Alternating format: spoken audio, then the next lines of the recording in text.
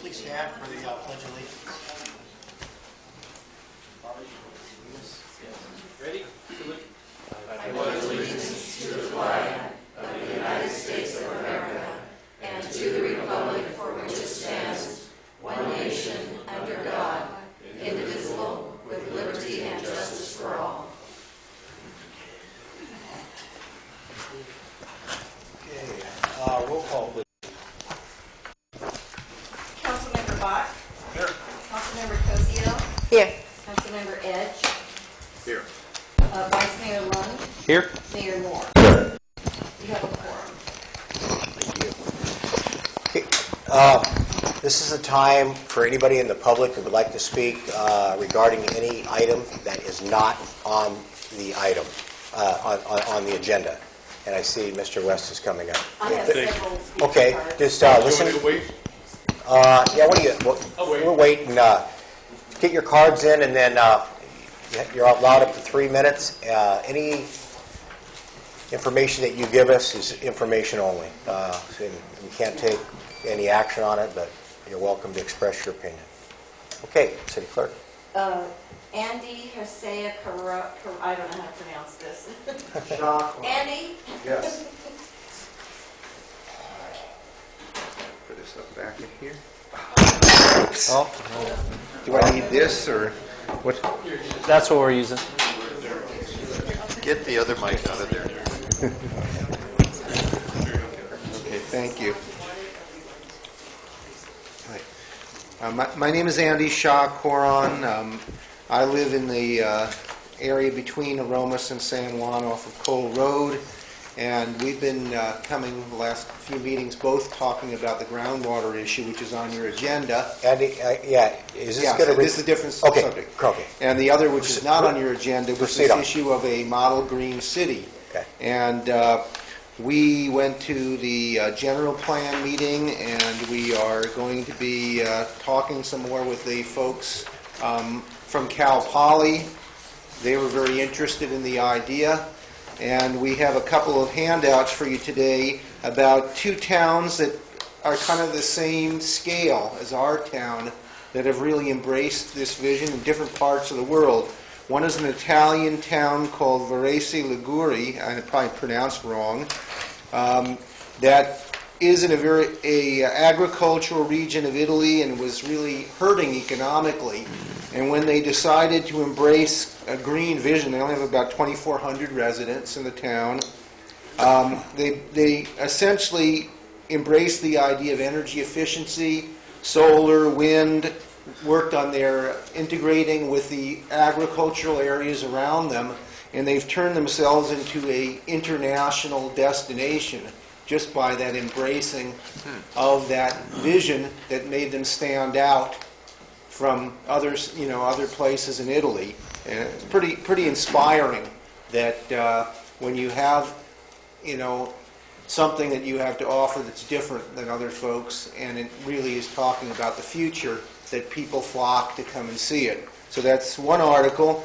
The other, so that was their devastation that they responded to. The other article I gave you was about Greenburg, Kansas, a town that didn't have, it wasn't simply about vision. A tornado came and wiped out the town. You may have remembered about the town being wiped out. And somebody, whether it's because their name was Greenburg or whatever reason, decided that when they rebuilt that town, they were going to embrace the idea of a model green city. And they too have become, not only are they exporting more energy than they bring in, but they've also become a place where people flock from all over to come and see what they're doing. So that's all I have to say today. Well, thank you, sir. Next speaker card, please.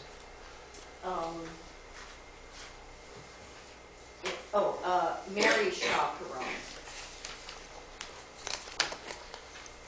Thank you. Okay, there's the mic.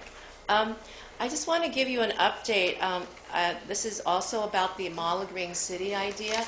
At the time, I spoke to Matt and Roger a little bit about our group, San Benito Rising, helping the city get some donations for solar panels, for example, or that sort of thing, to help San Juan, get started. we have had some success. Fortunately, one of our members is actually the vice president of technology at a solar company called Mia Soleil, and he put me in touch with Paula Mintz, who is a sort of a market researcher for the solar industry. And so she thinks that she could help connect the city with some solar companies. And I sent her a slide set, just to give her an idea of what we presented to the city back in January the 21st. The idea of San Juan Bautista, City of History, City of the Future. And so she really liked it, and she wanted to have a presentation about it at a conference called Intersolar US. It's a conference for the solar industry. So there's a panel discussion about cities of the future, actually. And so she thinks that this would be a great way to reach people in the solar industry and probably get some donations. But I don't want to do this. I haven't even replied to her. I just thought I should check with the city and see if the city council wants us to pursue this. I think it would be an excellent opportunity. So that's one reason I'm here today, to ask that question. To whether we can solicit solar donations on behalf of the city. The other thing I want to give you an update on is the fact that our group went to the general plan meeting last Wednesday, and Matt has suggested that we go. And we spoke to, in the back of the room, the Professor Cornelius Nawarso and some of his students, and they were very interested in the proposal that we presented to the city, and they wanted to hear about it. So they've invited some of us to come down tomorrow to Cal Poly to give them that presentation that you saw in January. So I just want to keep you in the loop that that's happening. We don't want to keep anything secret. So if you folks want us to go ahead and pursue any solicitation of donations, it would be helpful if we could make it a little more official, like a letter that authorizes us to do this, because I don't want to respond to Paula Mintz about a conference without your folks acknowledging it.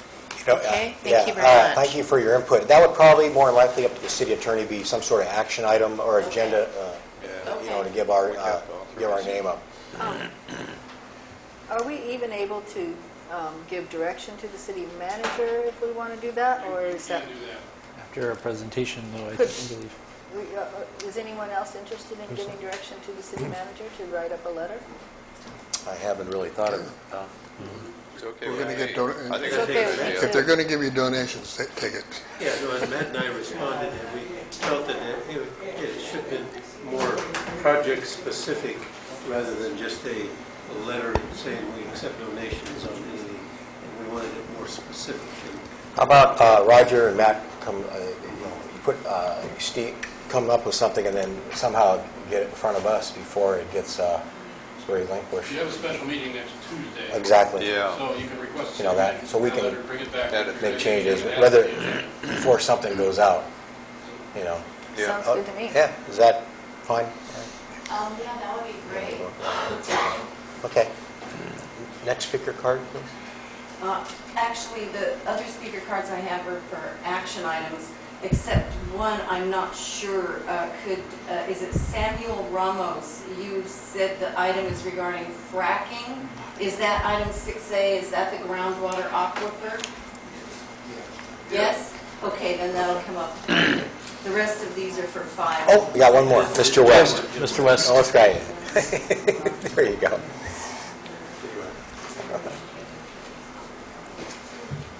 My name is Jim West. I live at 35 Franklin Avenue. When I got the permit to remodel that house, I was required to put in a curb, gutter, and sidewalk. When it got time to put in the curb, gutter, and sidewalk, I had to buy a permit from the county, which I did. It was inspected before, it was inspected after. And I just wanted to let this board know that that curb, gutter, and sidewalk is yours, not mine. It's on city property. And I work in my office in the front of the building, and we get tourists down here, and we feed them well, and we wine them and dine them, and then they go stumbling down that street and they fall. And when there was a lady that tripped, not bad, she was all right, but there's going to be somebody going to get hurt. If you walk down Franklin Street at night, The sidewalk that's there on 3rd Street is completely, well, it's really gone. You step off the sidewalk, then you have water meters that run at cattywampus angles. Then you hit my sidewalk, well, you trip because it's the only level part in that whole street. And there's no lights there, except the lights I put on my side of my house. And it's really dangerous. And I don't want to be named as a John Doe when somebody hurts themselves going down 3rd Street at night after celebrating the wonders of San Juan Bautista. Thank you very much. Thank you. Any other speaker cards? Anybody like to step forward? If not, I'll close that and move on to presentation information items and reports. I'm going to... Go ahead. Can I suggest that we move the sheriff's report up to... Number one. Make it number 1 or A. Right. Or whatever. And we'll leave everything else status quo because I don't think Mike's here. So, Captain LaMonica, if you want to come on up, we'll get you in and get you out. Thanks, Mayor. I appreciate it. City Council, thank you for getting me up top. I appreciate that very much. I had Jolene pass out our stats for last month, for January. One thing I did forget to add on there, I had our Santa Cruz 911 dispatch bring up from July of 2013 to December of 2013, our area checks. We go around the county and do different types of area checks. Area 19 is San Juan Bautista. And from July to December of 2013, we did 182 area checks for San Juan Bautista. And that's just deputies coming in, doing area checks. And so that's about 30 a month. So I just wanted to, I forgot to add that on the monthly stats. We're up in hours, 113 hours from the prior month. And we've been having deputies sign up for overtime, which has been really nice, especially on Friday and Sundays. Sundays are from 10 to 6, so we have deputies walking around downtown doing bar checks and stuff like that. Sometimes I hate to come up here and say things look pretty good because we haven't had a lot of burglaries, we haven't had a lot of thefts and stuff like that, which is good, and I want to report that, but I hope it stays that way. And really, I think that contributes to the communication that the community has with the sheriff's office, with you guys, and us talking. I think that's really helping quite a bit. So, and then I put on here traffic stops, just the areas we've been doing traffic stops. We had 8 citations. I'd like to see that go up a little bit. And there was 3 accidents, Alameda and 156. And we've had a couple burglaries in the 2100 block of San Juan Hollister Road and 200 block of 5th Street. Any questions on that? Any type of items that were taken? Anything specific or? Bikes, a generator was taken. Nothing, I mean, it's major to some people, but nothing significant. Like jewelry and stuff wasn't taken, stuff like that. Guns wasn't taken. So, and we're working a couple things right now, and that I don't want to talk about here, but Andy Moore's helped out with this. So I'll probably be able to report on that next month, which is pretty good. So we are doing some hiring. I sent out 2 background packets today. We're looking at hiring 3 to 4 people, and one of those 3 to 4 people we're looking at putting in the academy, and that academy starts in April. So along with that, with hiring and the new courthouse going in, one of our sergeants is going over to the courthouse. So we're going to be promoting a couple sergeants, which makes more room for more deputies to come in too. So I'm hoping after July we'll be able to replace those 2 sergeants and have a total of probably 6. Probably in August, September, I hope. So that's what we're looking at. So things are looking up for us. Finally, we're moving forward. Good. You're smiling. That's good. You make me happy, Johnny. I must say it's really a pleasure with you. Speaking with you guys and working with San Juan. I went to a meeting last night where Jolene was there, and everybody was real receptive of the sheriff's office, and got a lot of good comments. So I really appreciate that very much, and thanks for setting that up. We appreciate you coming very, very much. I can see a change. Just last night, I go for my nightly walk, and I see red zones, and boom, 11:30 at night on McCollum, bingo, the deputy in town nailed it.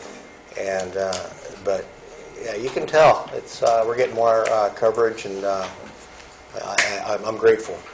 And for some of the council members, I gave out my email last night, so that way if they have like a neighborhood watch email list that, if certain things are going on, they'll be able to email me so I can report that back to the deputies a lot sooner and get that information out to them so they can get out here too. So, Why don't you repeat that for my everybody? email address for Yes. everybody? No? Thank you. I'll put you on the list for Kmart and Safeway. We need to talk. All right, if you don't want it out, that's okay. How about you have it? I'll let you give it out to who you think should give it out. You can get it on the website. I'll give it to you. It's T as in Tony, LaMonica, LaMonica, at S as in Sam, B as in boy, C as in Charles, sheriff, SHERIFF.org. You just wanted to hear me spell sheriff. Do you have any questions for me? Go ahead, Joan. I'll give a short wrap-up of the meeting when we give our meetings attended, but I just wanted to tell you personally that we really appreciate you coming to the meeting and answering the questions that the members had. And this is where email works really good. The members came up with questions that have come up over and over again in the meetings. We gave the whole list to Tony by email, and he was able to answer most of them in positive ways. There's a couple, can't do that, but... No, Tony doesn't want it. He wants to do that. I won't let him do it. But for the Just most trying to part, trick yeah, it was a very useful meeting, and thank you very much for And coming. thank you guys for your support too. I appreciate it and being patient with us. So, No problem. Thank you. all right. Thank you, Cap. Thanks again for getting me up here. All right. Thanks. Bye. Good night. Okay, next up, 3A, Tourist District Presentation by Ms. Cox, San Benito County.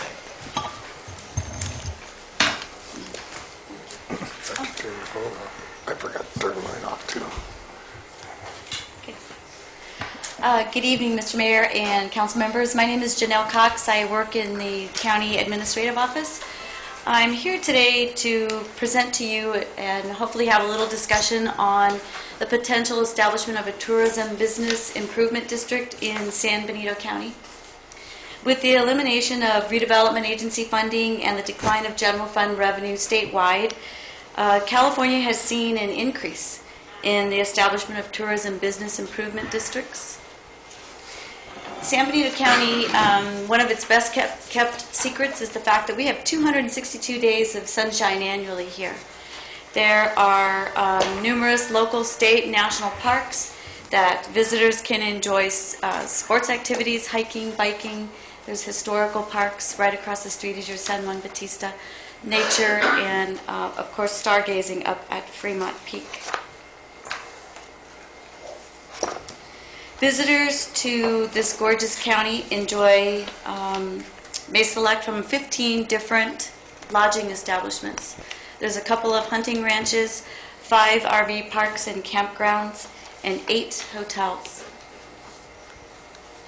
One of the ways to provide funding for the promotion of tourism in San Benito County is to establish a Tourism Business Improvement District, or TBID.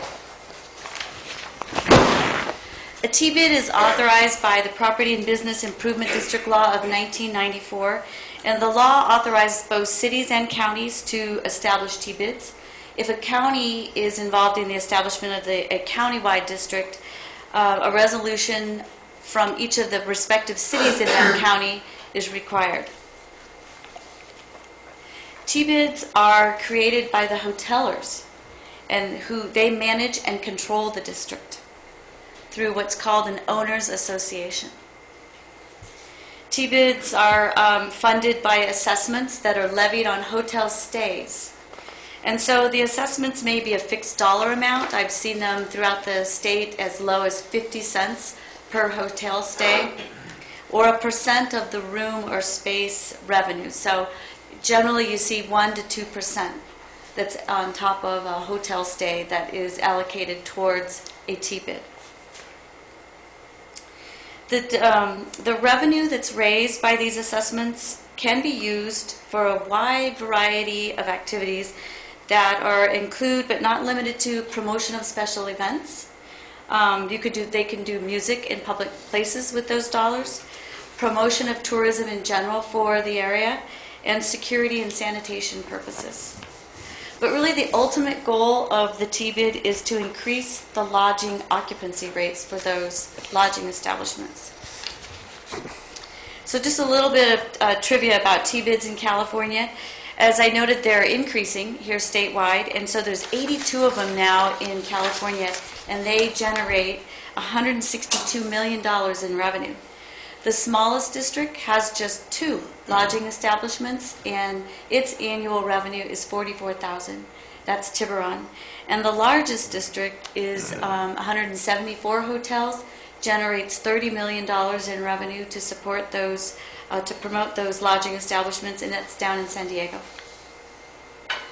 So what makes these TBIDs so popular at this time? Well, first of all, they're created and they're designed and they're operated by the hotel owners themselves. And unlike the TOT revenue, the revenue that's generated from the assessments cannot be diverted to other government uses.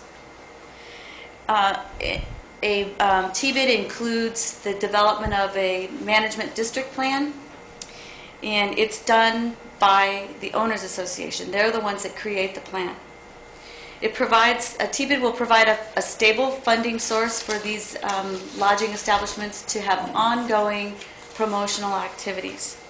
The initial term of a TBID is 5 years, and then it can renew for 10-year increments. So just a little bit about the management district plan. This plan will establish the district boundaries. So in San Benito County, for instance, potentially the district could encompass the full county.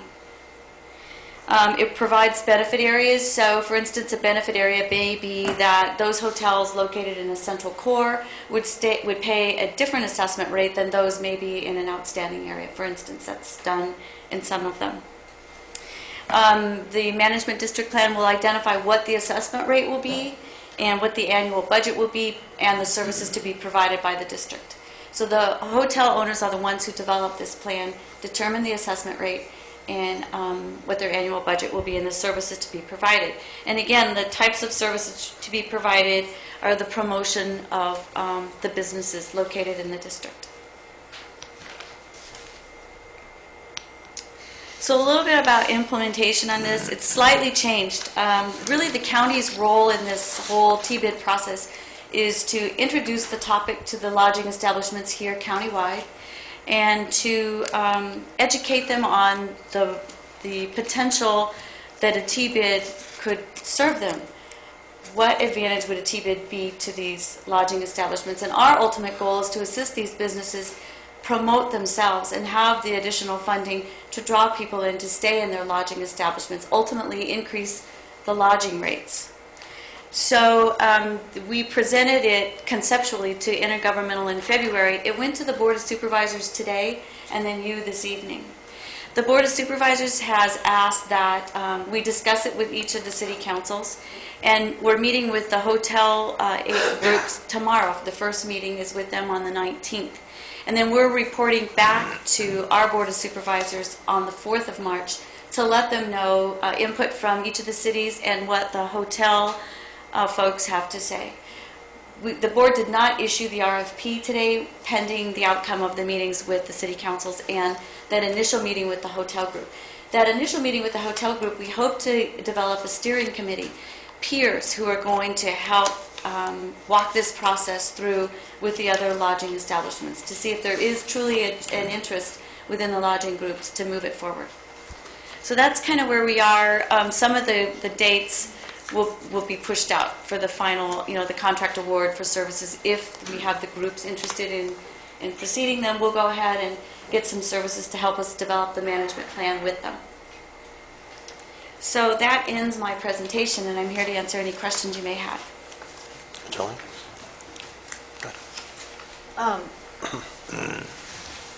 It seems like the first step is to get the buy-in of the hotels. Yes. And it's difficult for me to have an opinion until I know how the hotels feel about basically taxing themselves. because that's what they're doing.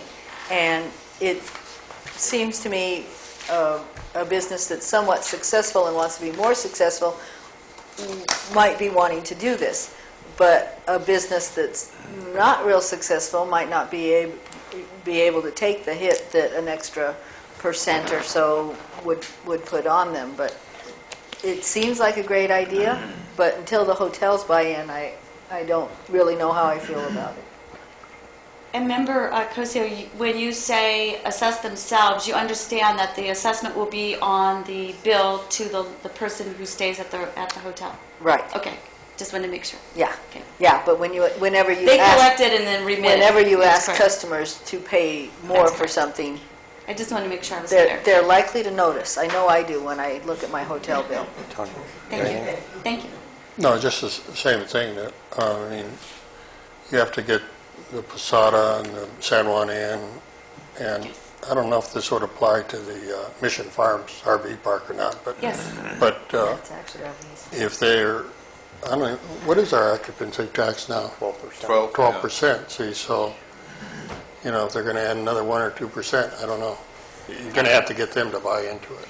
That's correct. They've been invited to the meeting, and I've spoken individually with each of those hotel establishments. Rick? The San Juan Inn, I'm sorry, the person was out.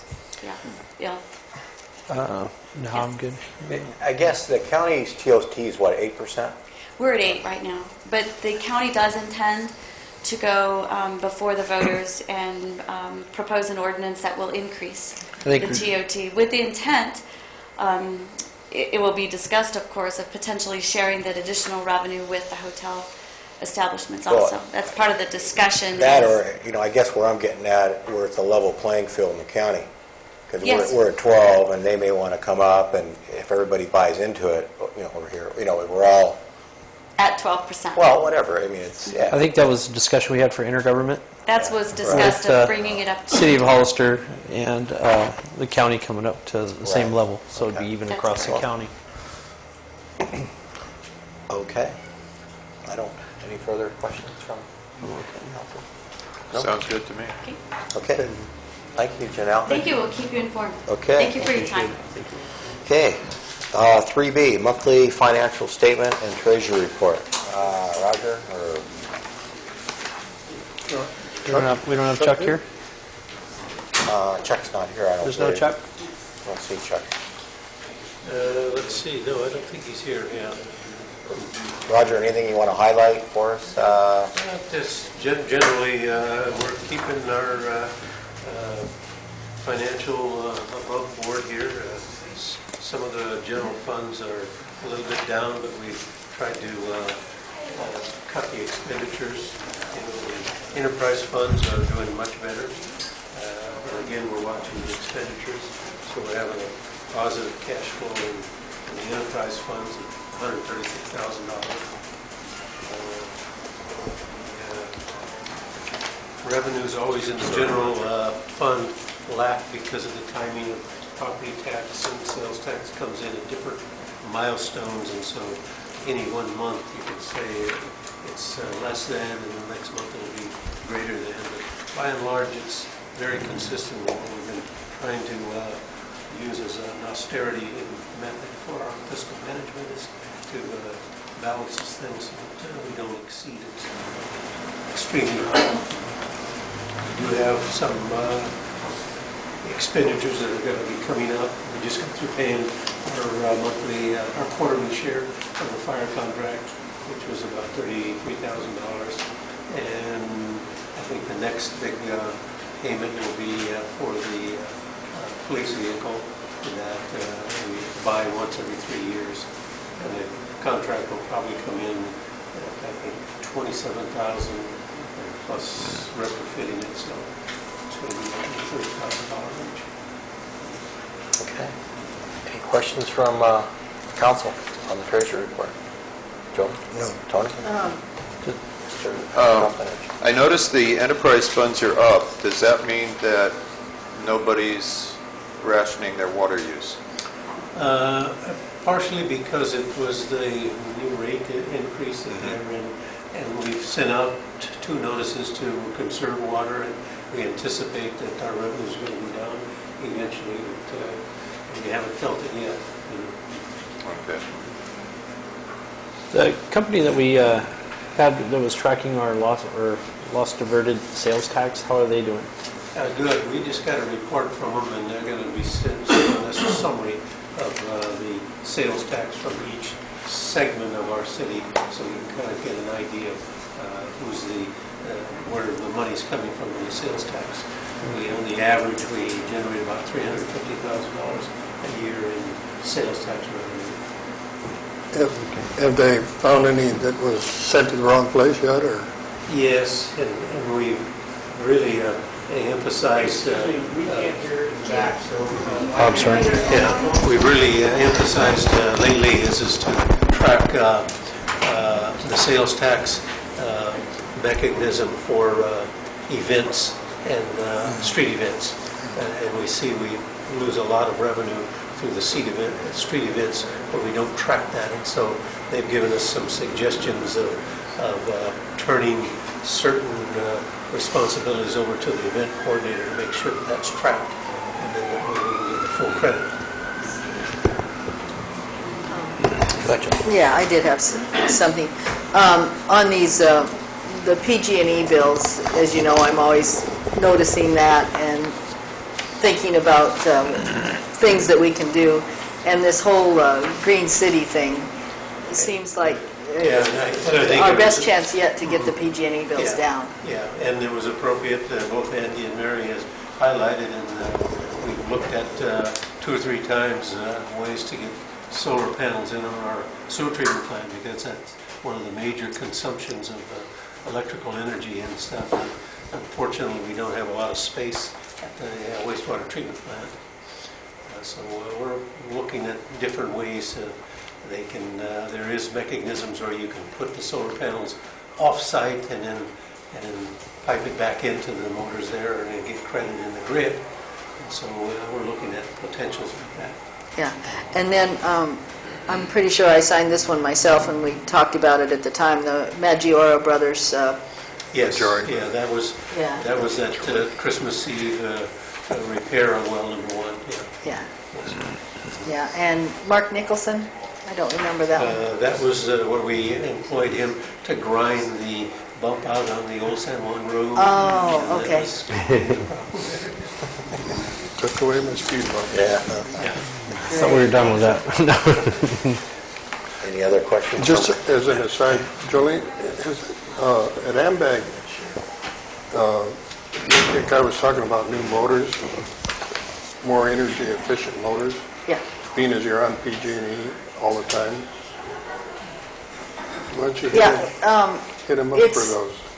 I think we're really at a place where Matt and or Roger knows the contact at AMBAG and can contact. Have they contacted you other than their initial? Just the initial one. Yeah, we haven't followed it up yet For the Energy Watch? Yeah. The Energy Watch. Yeah, they have a seminar coming up that they've invited us to. Uh-huh. Well, the one meeting I was at, this Button, was that his name? Joseph Button Yeah, and they had Elizabeth. they had a fund that would buy more efficient motors for like the sewer plant, and I don't know whatever happened to that. Well, it still exists, but we have to follow up on it from our end, I think, because a lot of cities are taking advantage of the Energy Watch program. Yeah, you can talk to Elizabeth Russell or Joseph Button, either one of them. I think she's his immediate superior. She's really in charge of the Energy Watch program. Okay. That it? Okay. Moving on, library report. Any questions on that? Seeing none. Fire chief's report, I'm just going to pass. I think Mike's got a council meeting and he's going to be over here later. And then if he doesn't show up, I'll let you can chime in. We got sheriff's report. We already done that. Okay. 3F, public works report, city manager. Yeah, as a member of the council is aware of, we had a water main leak at the corner of Pearson and Alameda. It was a difficult job because of the thickness of the asphalt and the concrete pavement underneath it that we had to bust out. But we finally located it after a couple of days of jackhammering and grinding away, and we repaired the thing, and then we have a aggregate-based plug in it, and we let it settle, and then we'll come back and attach it with an asphalt. But it highlighted the fact that our backhoe was really inadequate for jobs like that. It became very apparent. We're able to do it all in-house. Yes. You know, you want to thank the gentleman working on the brewery, brought his backhoe over. Yes. Somebody was doing underground on Franklin. They brought heavy equipment over, Delco or whatever. Oh, that was the cable. Yeah, they brought a big rig over to break through that. Yeah, and they helped us out, yeah. It was 14 inches thick. Yeah. It was, you know, but anyhow, yeah, the guys did a good And job. that old concrete slab is the original 101 highway that goes through there, and it's still down 3rd Street, it's still there. What is it, about a foot thick cement? 14. Well, Fourteen. the slab was only about 8 inches thick, but the asphalt has been laid over a period of Yeah. years, and it's about 6 inches thick. Wow. Go ahead, Kelly. Last month, we talked about a lack of trash cans downtown. Did you touch bases with Joe on that? And Yes. see if there aren't yes, some missing yeah. ones? And there was a problem with a lot of people who were using the trash cans as their personal disposal and not signing up for garbage service and stuff. And Merchants? The merchants, yeah. And Yeah. so we pulled them out in certain segments, and Joe and I have talked about bringing them back in and starting to put them back into the downtown area. There was somewhat of an abuse of it where they were just using them as a personal trash cans. And every morning they'd be just full and loaded up. Yeah, it seems like there might be a better way than actually taking the trash Yeah. cans away, like keeping an eye out for them and then calling them on it The when they're result using is that there's a lot of mixed use where there's apartments up above, and those people don't subscribe to garbage service, and they don't have any cans, and so they go down and then they just use the trash enclosures that we have for the merchants and the visitors, and so we're working on that problem, trying to correct it. Well, it used to be that when the city collected the garbage fee, if you had a water connection, you were required for that. And we could never figure out why they were dumping their garbage up at the cemetery when, I mean, they're paying for a garbage can. But maybe that's what we have to do with these. Yeah. And I think I would ask Trish to kind of contact Recology and see if they follow up, because our municipal code says is that each resident has to have a garbage service in the franchise agreements. You know, that's what I was going to say. I seem to recall in the past that we had merchants who lived in town complaining that they had to subscribe to pick up at their store as well as at home. And so how is this enforced if we're requiring that every resident have garbage service and yet some of the downtowners aren't doing it? Yeah, and I don't have the answer to that, but we're going to find out from Recology if they have a person that goes around and checks that on a regular basis.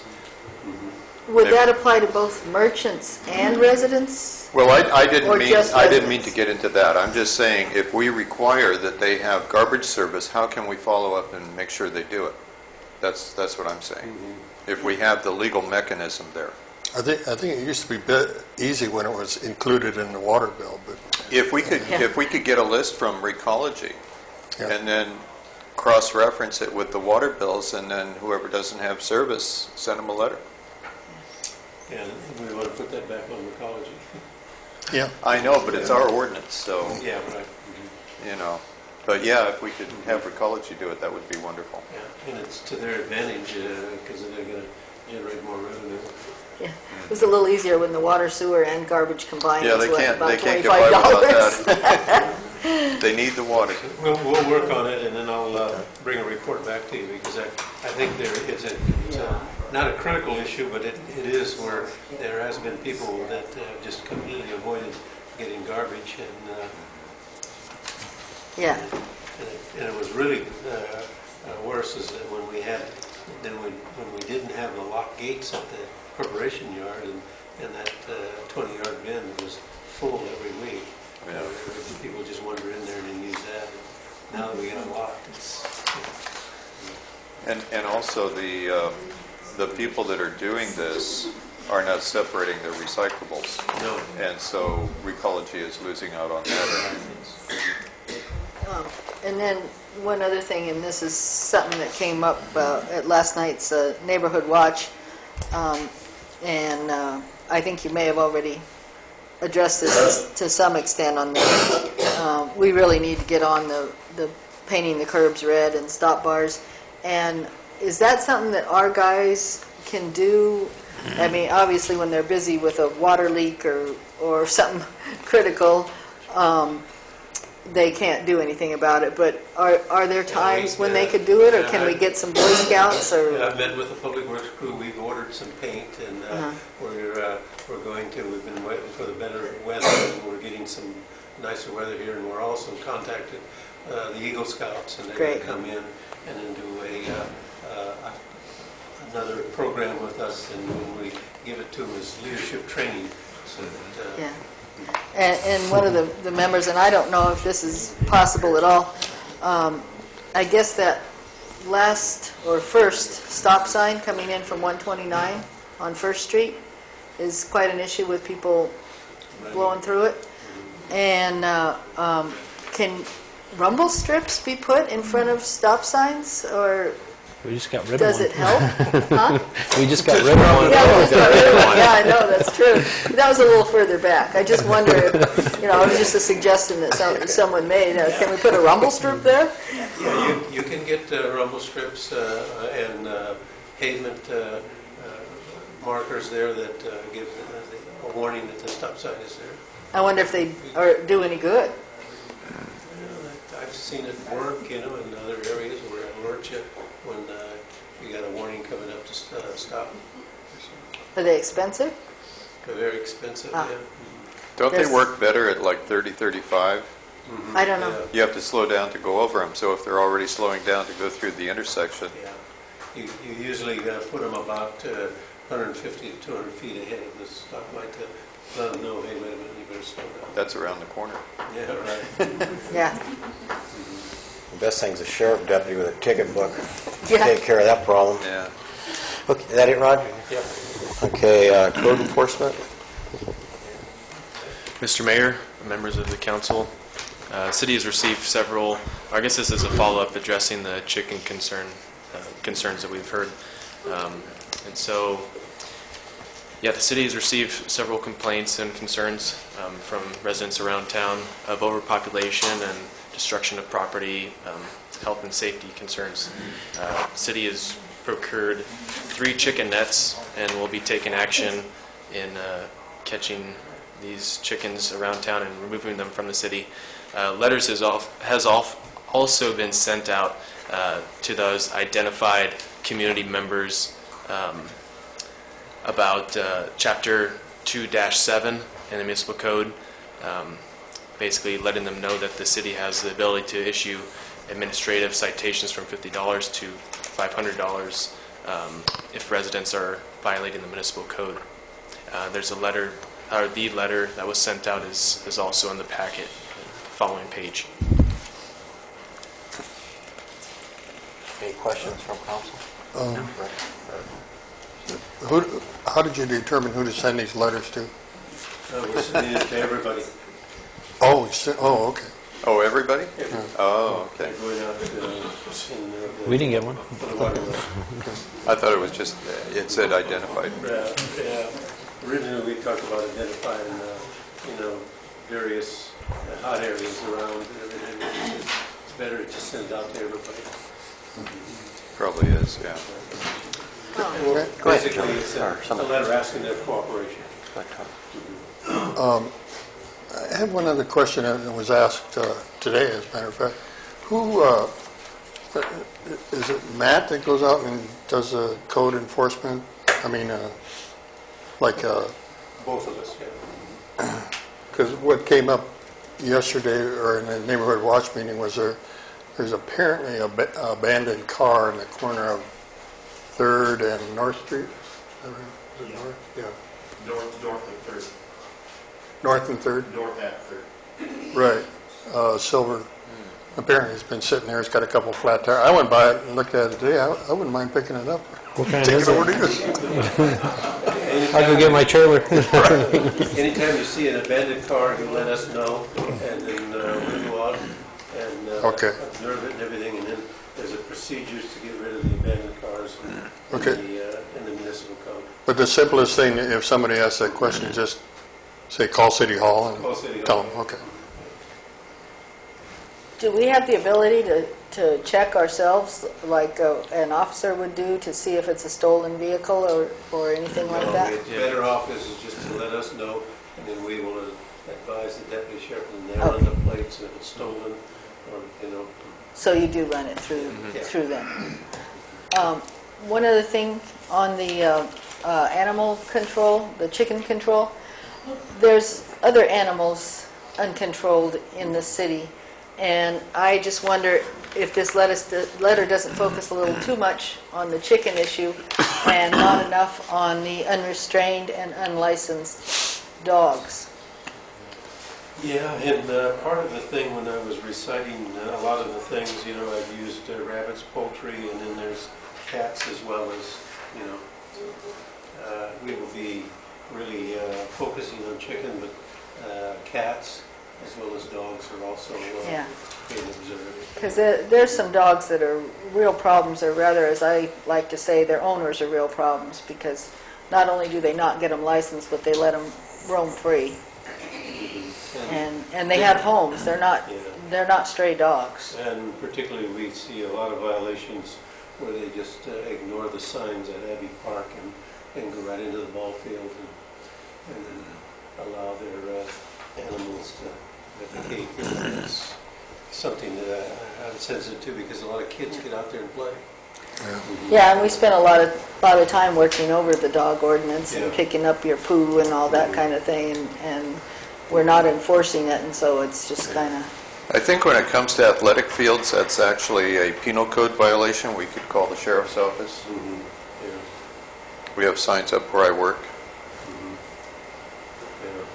I'm sure Joe doesn't appreciate it. I know our guy at cemetery doesn't, when they run over it with the lawnmower. Yeah. Thanks for the visual. Any other questions from council? Okay. City planners report. Mr. Mayor, members of the council. So first off, just wanted to report on some of the activities that have been going on in the city. First, starting the ARCO service station. Planning Commission has received a formal site and design review submittal for an ARCO service station, quick serve, restaurants, and convenience store project at the southeast corner of Highway 156 in the Alameda. The project was adopted by the Planning Commission on February 4th, 2014. The project has received a formal appeal by Daniel DeVries on behalf of Leal's Vineyard, Inc., pursuant to Section 112580, which states, the City Council shall hear and decide appeals from any action of the Planning Commission and may affirm or reverse the action in whole or in part. The City Council needs to identify a date that will hear and decide action on this received appeal. Okay, planner, I believe if the council's in agreement, we've come up with a date. A special meeting of the City Council will be held next week on February 25th at 6 o'clock to review the appeal and take action. And I know it's posted, but is everybody here content with that, the council members? That's Tuesday. I haven't told my wife yet. Okay. I'm going to do that, but Okay. I'll be here. So I see at least 4 of us.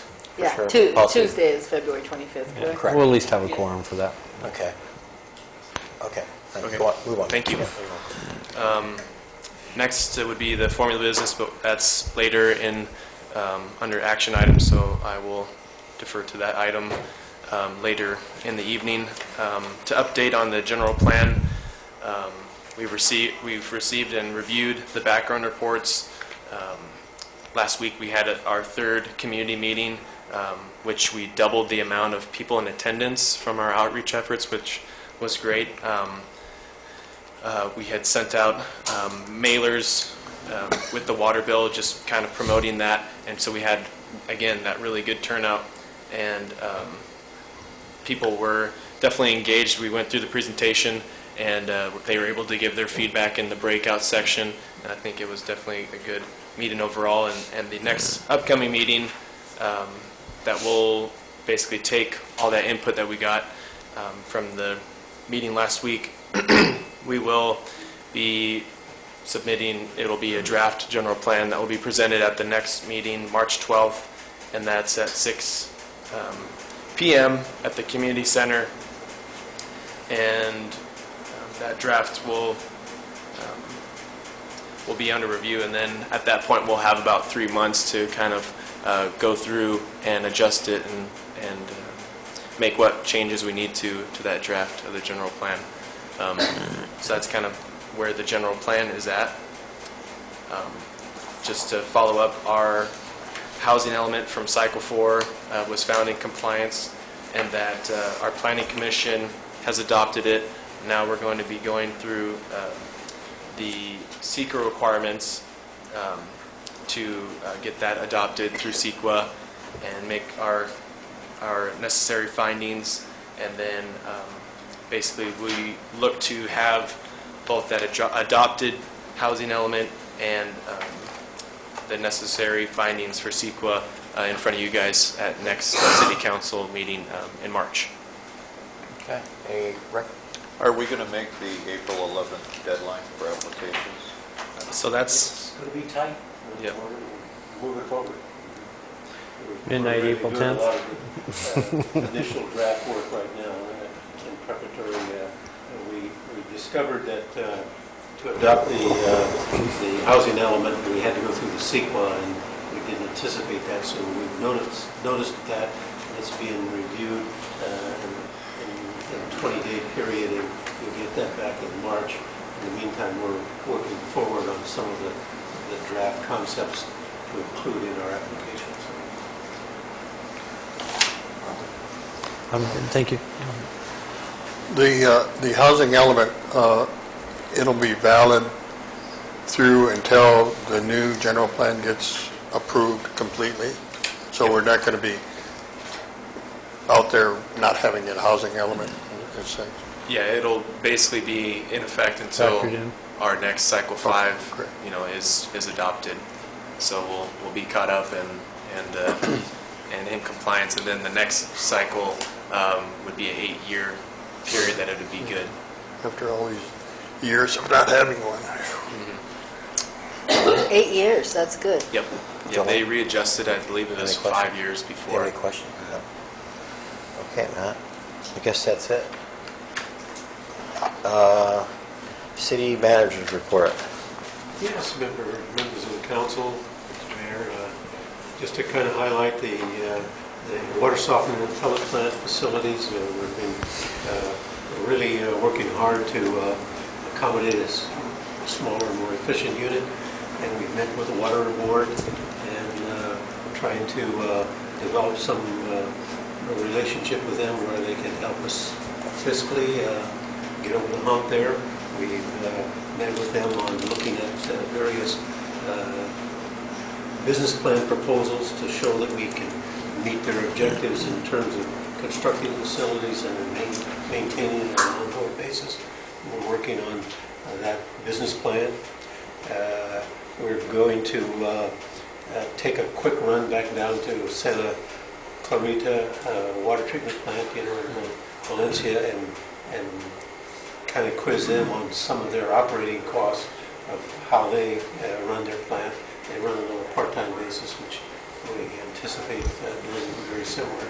And so we wanted to collaborate with them and get some hard numbers in them before we get back to the San Luis County Water District. It's kind of So on a part-time basis, it'd be more of a blending? yes. Okay. And our water well number 2, the high nitrates, we still have substantial levels of high nitrate. The MCL is 45 milligrams per liter. We're running about 68. And so we have that offline and on standby. It's not inactive, but it's standby. I have attended a class and I have sought out proposals for doing some monitoring wells and see if we can investigate the stratas of water in the underground aquifers of where the contaminations are coming from. And hopefully we get a little bit better feel where maybe we can seal some of the aquifers off and then maybe then get back to where we can pump and then be below the 45 MCL level. Consistently over the last several years, we've always had elevated nitrate levels that came up in well number 2 from 22 to 37 and then get back down when we get substantial rains. For this year, for some reason, it went from 22 to 37 and then shot up to 45, 52 and then up to 68. And so we're receiving much more nitrates. We really should, that's the proposal I'm seeking is to investigate where is these nitrates coming from. And there's 2 major contributors in my report. Agriculture is one and septic tanks are the other. They're the most predominant contaminant suppliers of nitrates. Go ahead. Can we reduce the nitrates by blending the water in the tank, in the reservoir? If you have better quality water, and blending is a real ticklish or Crucial. difficult thing because you have to know the right flow rates and stuff like that. And if you have good quality water and you can get the MCL at 68 and you use say 10 units of that and 20 units of 0, then the average comes out to 34, you see. Mm-hmm. So you've got to start balancing it. It's possible, but it's a very difficult situation because it takes an extremely lot of manpower to blend and make sure that it's the 45. And it could go south. Another question I had, when you say that we're looking at a smaller, more effective operation on the pellet softener plant, what are you going to reduce or cut or eliminate? Or? Well, when Mayor Bach and I went down it the first time, they had the same facilities that we had. They had it in a smaller, compact area. It was about a third of what was laid out for us. We wanted to do the same thing, so then we don't have to have as big a slab, as big as building, and stuff like that. The piping is less, so it ripples all through the operations. And so if we can get it more compact and more concise, it's more efficient. And then obviously they run theirs on a part-time basis, where every other day somebody goes down there and just checks the lime and the CO2 levels. We could do the same thing. Question? Okay. No, it's okay. Any questions? Jolene? That wasn't the end of your report. No, I was just going to, if you wanted to bounce back. And then just to on let that. you know, at the last meeting, we had a citizen was quizzing us about the lack of sprinkler systems at the Harvey Locker, and I just want to let the council know that Steve Adair, the owner of Harvey's Locker, came in and then got a encroachment permit and installed the initial water piping from the main into the and next to the building. And his next step then will be is to go into the building and then start doing the internal water distribution of the sprinkler systems. Okay, go. I did have a question back on the nitrates and all of that. Have we given up on the idea of another well in addition to our wells 1, 2, and 3? Either purchasing water from somebody who's got a good well or... No, we're still exploring the arrangement with school district on their well, and that's being developed in some contracts and easements and stuff like that, and we're still looking at that option as a viable option. And we're also looking at options in the north out the Prescott area road where drilling and putting a new well there that has better quality. So, All of our options are on the table. We're looking Okay. on all of them. but currently we're just using well 1, and And concentrating. you discussed well 2 having the high nitrates, but well 3 we test and it continues to have high nitrates also. And well 3 has high nitrates also. Thank you. Okay, any other questions? Or- What's our nitrate levels for 1? 1, 17, something like that. 13 to 17. So if we needed to, we could pull from 2 to... Okay, public meetings, and committee reports. Joanne, go. Sure. I had an AMBAG meeting, and we voted to release the 2035 Metropolitan Transportation Plan / Sustainable Communities Strategy and Draft Environmental Impact Report for a 55-day public review period. I voted against its release.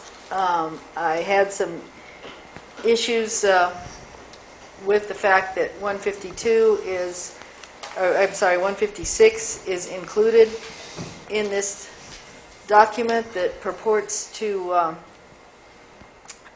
enhance our quality of life, promote sustainability, reduce greenhouse gas emissions, and has goals of economic vitality, social equity, system preservation, and safety.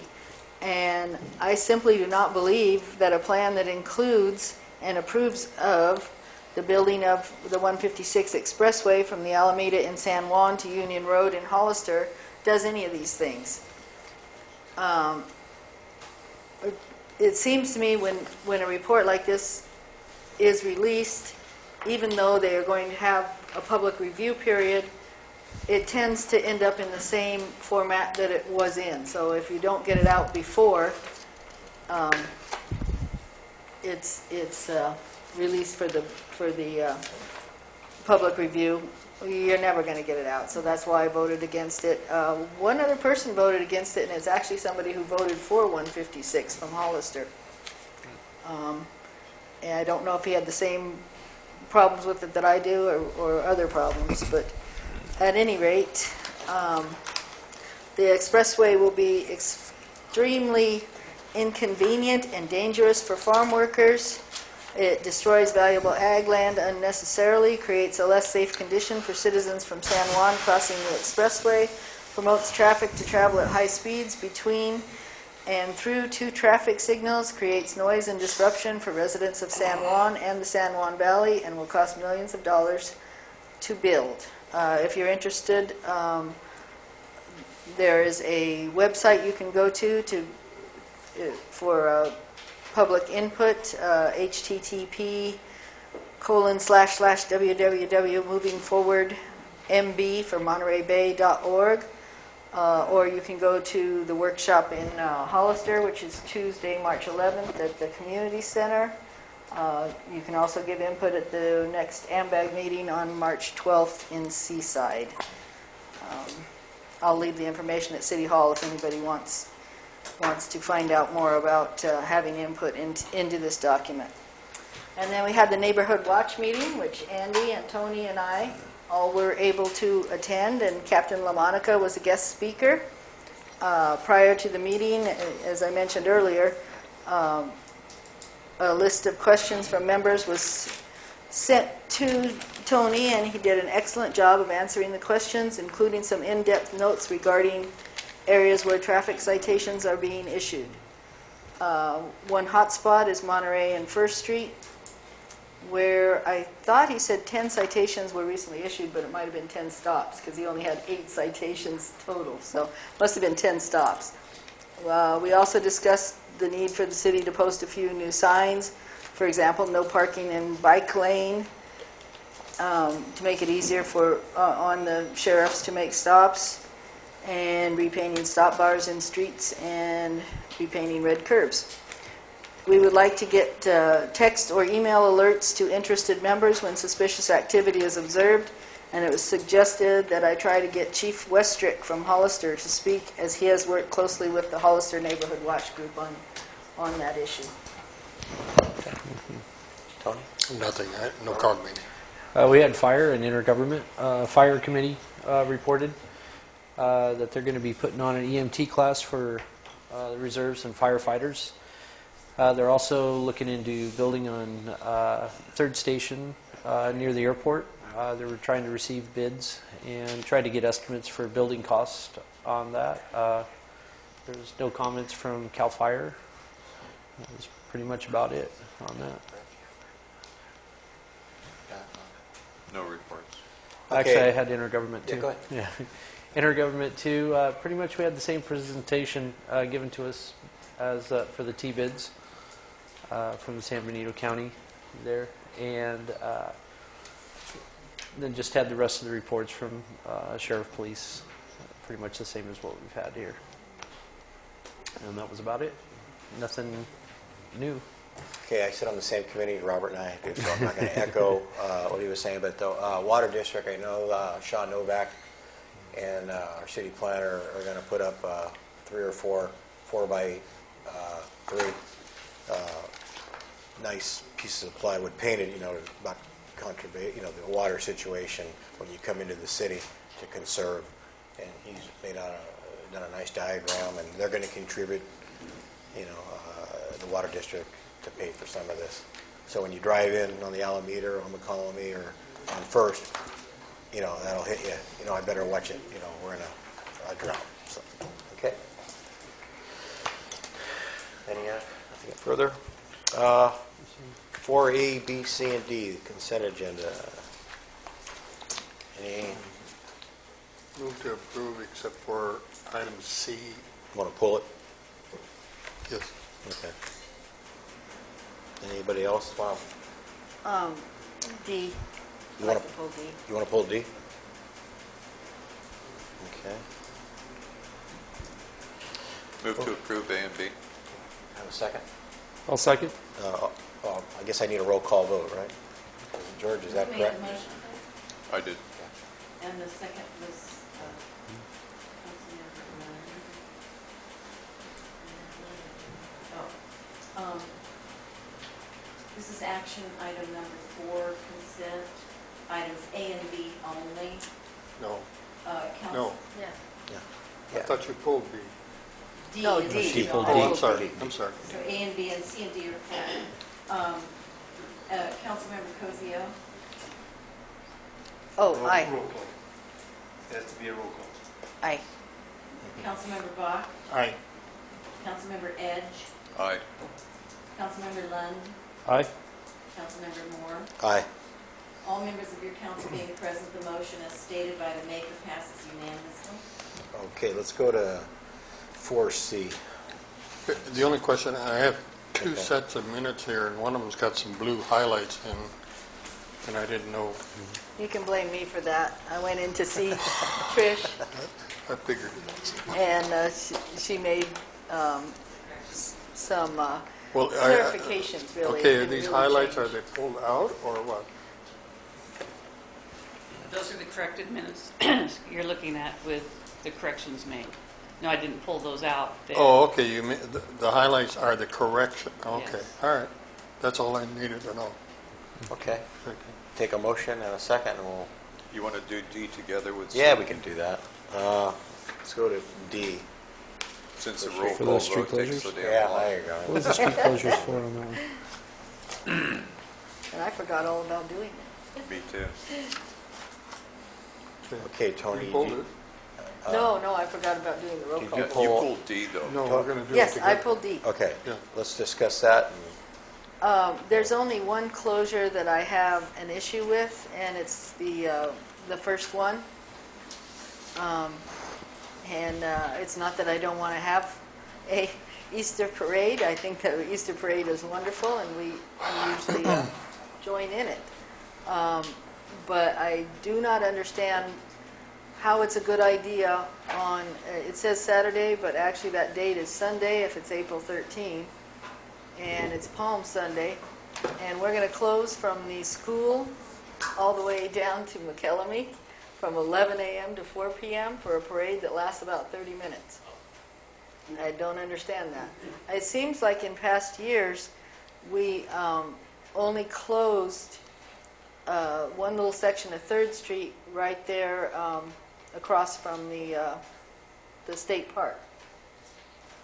And then the other part was just a rolling closure for the parade. I'm seeing head shake. Naomi, did you have, you have something you can, I know you're probably heading this thing up. Or Margot or somebody. Yeah. I think both of you come out. Uh-oh. There you go. I'm Margot Tinkersley of Yeah. Margot's Ice Cream Parlor. And I'm Naomi Medina, Margot's Ice Cream Parlor. There you go. The parade for many years was always on Palm Sunday. The time was a little bit different. On the applications, we always put a wide time to have the street closure. But it always ended up being opened up soon after. We just left it available, the time slot available because of the Easter egg hunt and not knowing how long that's going to take. And usually the kids are running throughout the street as well. I think It's where they're the early confused, part. and this is what happens, and I know where you're going. You know, when they exit the school, you're going to have a deputy there or somebody controlling it. But once the last parade unit gets down to Danya Esther's, then you open it up and you block it there. But I think if you look at this, it seems like the whole thing is going to be blocked from the entirety of, from 11 a.m. But I know That's the that's problem. not your intention. I know, because that's how, when tell me if I'm not correct, that you'll have somebody there or a sheriff deputy, the parades come out, or the participants come out, Right. and once that last float comes in, then the barricades are moved down to what cross street? Franklin or somewhere down there where you have your little function Right, the during the day. Washington Street. But Andy, it's not the till 4 o'clock that I have the problem with. It's the 11 a.m. The parade doesn't start until 1:30? Right, after Mass. Right, but you're wanting the street closed at 11. That's, I think, That's the problem, right Well, there. let me If it's 11, if it's 1:30, then it's not a problem.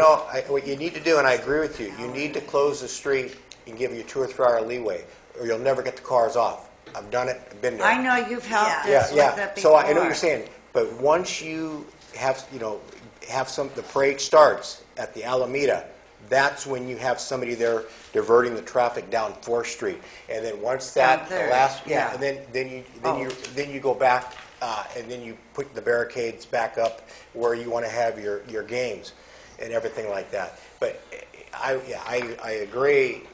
People have to come in, but just for that 15 minutes where it takes the kids to come out, from Nyland, you have to have somebody there, and usually it's a bottleneck. You just have to divert them down that center divide down to 4th Street. Right. But once that's over with, hey, move it down and then close it. But I see where you're getting at. I see both ends, but it's just closed temporary. But it's the traffic when people come on the Alameda, it's diverted.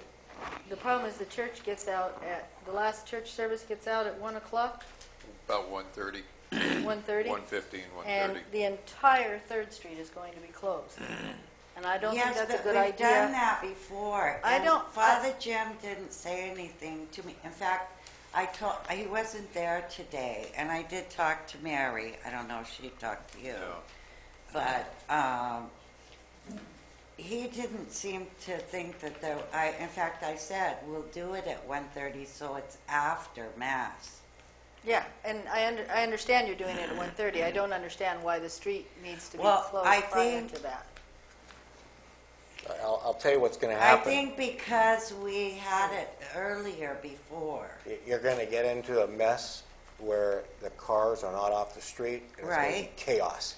Yes. I mean, we can switch the days or whatever, but kids are going to be darting out in front of cars. The street's not going to be clear. It takes 2 or 3 hours to clear To get that people downtown off area the because street. people are doing this and that, and it just ruins the whole thing.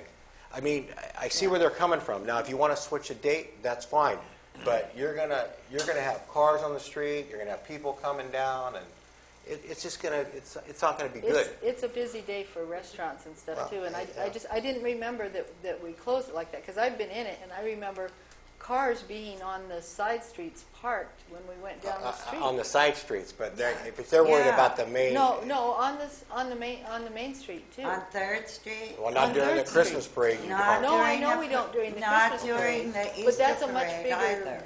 deal, and it's at night. Right. Well. This is, I don't know, middle of the day, and there's a lot of restaurants doing business in the middle of the day, especially on a Sunday. Can you guys propose some sort of a solution so that we can recommend it to them and see if they're okay with it? Apparently, we don't agree on the solution, because How about I doing don't it on think. Saturday? Well, then let's put it Yeah, off doing it on until... Saturday might be a better idea. Well, we've already, I wish you would have, luckily the girl called me today and said you were going to be discussing this, because I've come in way over a month ago. But we only saw it on Friday. That was our first look at it for the city council.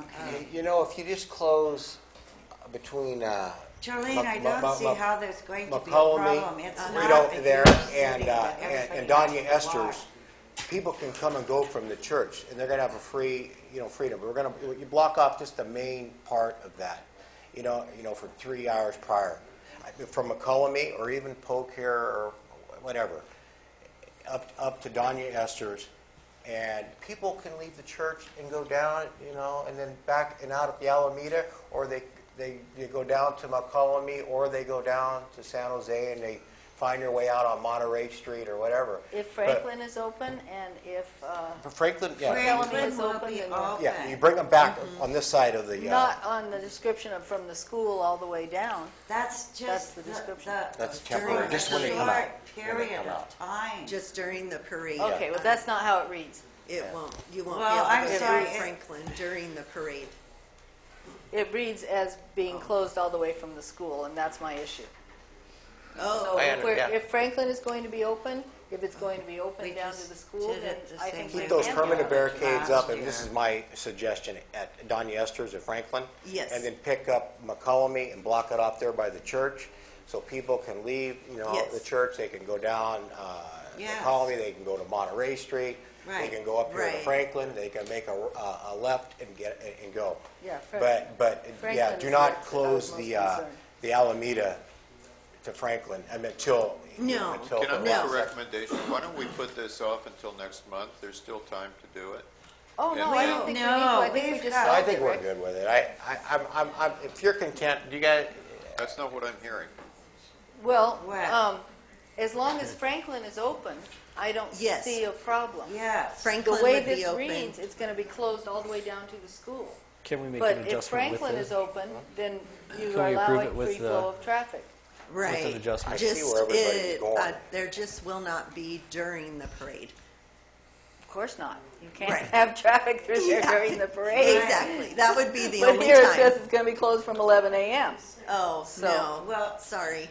sorry. So you're what going to are we? advertise it, people are going to know there's a parade going on. I mean, Right. it's, And you then want- you want once they people come to know out that. of the mission from church, Yeah. then they walk down and see the parade. Yeah. Right. We Yeah. don't want them to leave.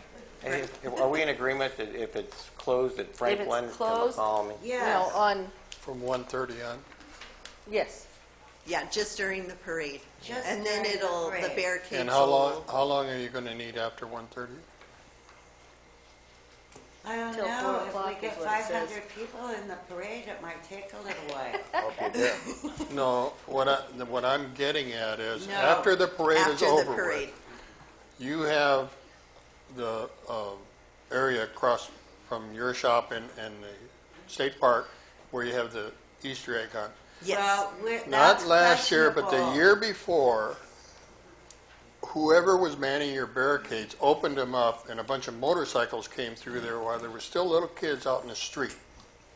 Now, I want your guarantee that you're going to have that barricaded off, at least from Washington, where Mission Cafe is, up to, Mariposa.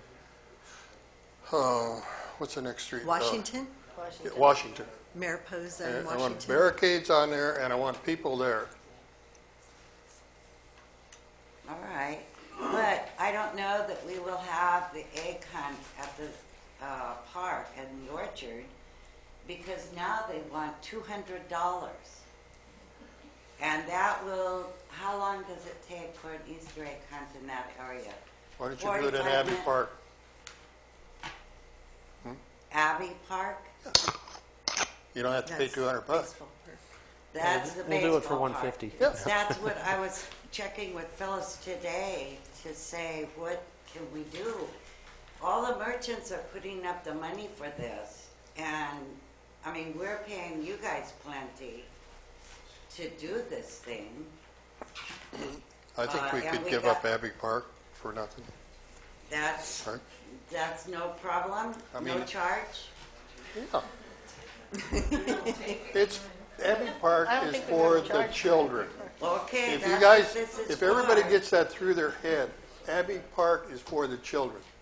All right? Yes. Baseball, Okay. whatever they want to do out there. 'Cause You want to have I an know Easter we egg did hunt? it there You did it before. 1 year out there. I Yes. think a couple of years. A couple years Yeah. it was.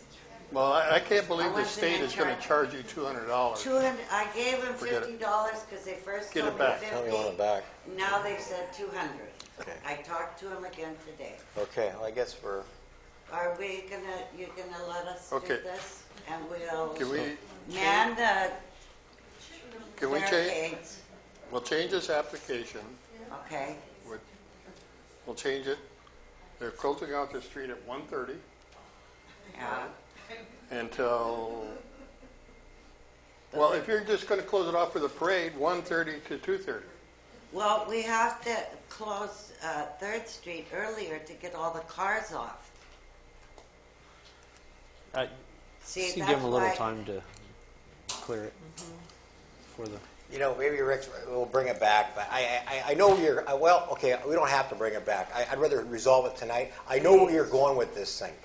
The street needs to be closed at Danya Esther's to McCollum for at least 2 or 3 hours prior, or you'll never get all the cars off, and it'll be a total Right. disaster. It won't be any fun for the families. They can't sit in their lounge chairs, you know, or and look out. It's just a Because mess. at different And I hope times- you have 1 million people there. Oh, thank Yeah. you. No, I do. I hope, no, I really do. You know, I hope you have it, you know, but I understand what you're, tell me if I'm right or wrong. You close it at Danya Esther's at 11 or whatever, and the people still, if they're coming to town, they can go on Franklin either way. If they're coming in, you can use Yes. McCollum, they go either way. Yes. But right when that parade starts on the Alameda, we'll see if we can get, Lamont can have a deputy there, because they usually will. Yes. And that can divert traffic at that particular moment down the center divide, down 4th. Are we on the same sync? Yes. Okay. I don't know if the other council members have I seen make it. a motion that we adjust this so that we are not closing all the way from the school down No. from 11 Okay, a.m. I agree. And Yes. we allow them the rest of the closure, we allow Right, them the right. parade time, and we move forward. And I'm I good. agree. If I can And we tell give Matt maybe and Abbey Roger, Park. we'll hammer it out. Rick, do you have any Okay, questions? so, yeah, so from what street to what street? What time? Franklin And is it From going to be Saturday or This side Sunday? of Franklin, so that Franklin Street is open to allow church traffic. Right. So it'll be the west Yeah. side of Franklin Street. Thank you. Right. West side of Franklin So Street. we have to change that. And the east Or side is it of north side? McCollum Street. Yeah, it's Yes. west side of McCollum, Yes. and the street will be clear. So Yes. from the Down school, to- from Nyland to McCallum still? No. Oh, no, No. only during the parade. It's no different than all the other No, parades. We that will not close have. that. That's, Just tell me what we're going to approve. okay, we're going to close between Franklin and McCollum, give me the hours. 11 to, From 11 to 4, it says here. 11 to 3, 11 to 4, but that center or downtown will be closed. And then right when the parade starts, we will hopefully have a deputy there, it'll just be closed for 15 minutes. It won't even be closed. The traffic will be diverted down the center line to 4th. Yeah. And then boom, the deputy's gone, and when people come in, they go down 4th, they go to Franklin, they can make a right, left, do whatever they want to do. And let me just Exactly. check with the city manager. Will that allow enough flow of traffic for restaurants and the church? And Oh, yes. okay, we're good. Bingo. Okay. I made a motion. Well, and then I don't know, I would also include asking the applicants to come in and get all those amendments down on the application writing with the city. Sure. Yeah, we got it. Yeah. do we have to have anything for them to use Abbey Park? For the Easter egg hunt? Yeah, all they have to do is just submit us a letter, so Okay. we know about it, Insurance or? Is that the insurance? Be included? Yeah, you just have to show us proof of your insurance. Well, we're going getting on it through yours you. because we're using the nonprofit library. They're And we working all get a with free us ice again. cream cone because we saved it. Yeah. Except me because they're manager. Nah, you're right. It's confusing. Okay, we'll Okay. come in and Is thank anybody you, going to Andy. second my motion? Well, you want a second? Well, hold on. Second, I'll Hold on. second. She's, Before you go to your motion, Okay. there are a number of discrepancies in the reso that would have to be, you would have to say, you make the Oh. motion to do it as amended, but the amendments are the critical part. This- Sunday instead of Saturday. Well, that's one, but it says Luck Library Auxiliary, but the applicant is Margot's Ice Cream Shop. So you have a discrepancy between the applicant and the entity you are authorizing to do the street closures in the reso itself. The auxiliary is sponsoring it because they're a nonprofit. It just, okay, there's a discrepancy between the applicant and the name that is authorized to close this street. That, we were the ones. I So don't know. it's Because not, the the application applicant says is Margot's. now, The applicant is Margot's Ice Cream Shop on this document unless there's, it. but you said something about the, But in here, it says It says Luck Library the Luck Oh. Club Library. on the That's resolution itself. one discrepancy, and then you discussed the streets where I got lost when you were discussing the streets, but apparently the city manager knows what you are authorizing, so the reso will be changed to reflect what you're actually authorizing. And then it says Saturday on this reso, but that will be changed to Sunday. So if you would revise your motion to reso 2014-03 as corrected. Yeah, but With do we amendment. change the Luck Library to Margot's or the Margot's to Luck Library? It's up to Make them. this work. She'll come in, and I believe it'll be changed to Luck Library. Okay. Yeah, okay. And When you then go to that's part resubmit. of the editing of the application. Move to accept Resolution 2014-03 as well as Second. C. I guess you second, right? and C, and also, Second yeah, again. also C, with the changes discussed. second. Okay, roll call vote, please. Councilmember Cosio, Aye. Councilmember Bach, Aye. Councilmember Edge, Aye. Councilmember Moore, Aye. Councilmember Lund. Aye. Okay, All all right. members of the council being present, the motion is stated by the maker, passes unanimously. Okay. That motion included the other. Yeah, I said C. Yes. Got it done. Gonna have an Easter parade. Yay. So Come on. glad. Roger, have we received an application from Gold Coast Rods? Not yet. Not yet? Okay. Because they have it on their calendar as the 31st of May. Yes. Yeah, they've called, and I told them to get over here. Okay. Okay. Action item 5A. Introduce ordinance amending Chapter 11.04-110 of the Municipal Code establishing design and architectural review on the approval of rental business, rental of restaurant businesses, and visitors accommodations within the city. Hey, Roger, I guess I'll start with you. Yes, Mr. Mayor, members of the council, the planning commission has reviewed and conducted the various hearings on modifying the existing ordinance resolution, ordinance 2007-04, and have made modifications to allow the amendment of that ordinance and the sections in Chapter 11-29 to allow and modify the provisions of design and architectural review of retail businesses, restaurant businesses, and visitor accommodations. We've gone through and critiqued each section, and we can go through each one of them if you like. And the 5 sections with Section 6 as the effective date, and normal readings of ordinances as you introduce, read by title only, and defer the reading of the full text. And at your next regular meeting, the ordinance will come back, and then you make an adoption, and then it becomes effective 30 days thereafter. We're open to any comments, and I think there's some members of the audience that want Okay, to make comments. I'll get that in a minute. Any questions from the council? Jolene? Start? Yeah. Tony? No, I Right read now? it already. Bob? Rick, do you have anything? You know, at that time, I'll open it up for public comment. I have 2 speaker cards. Dan DeVries.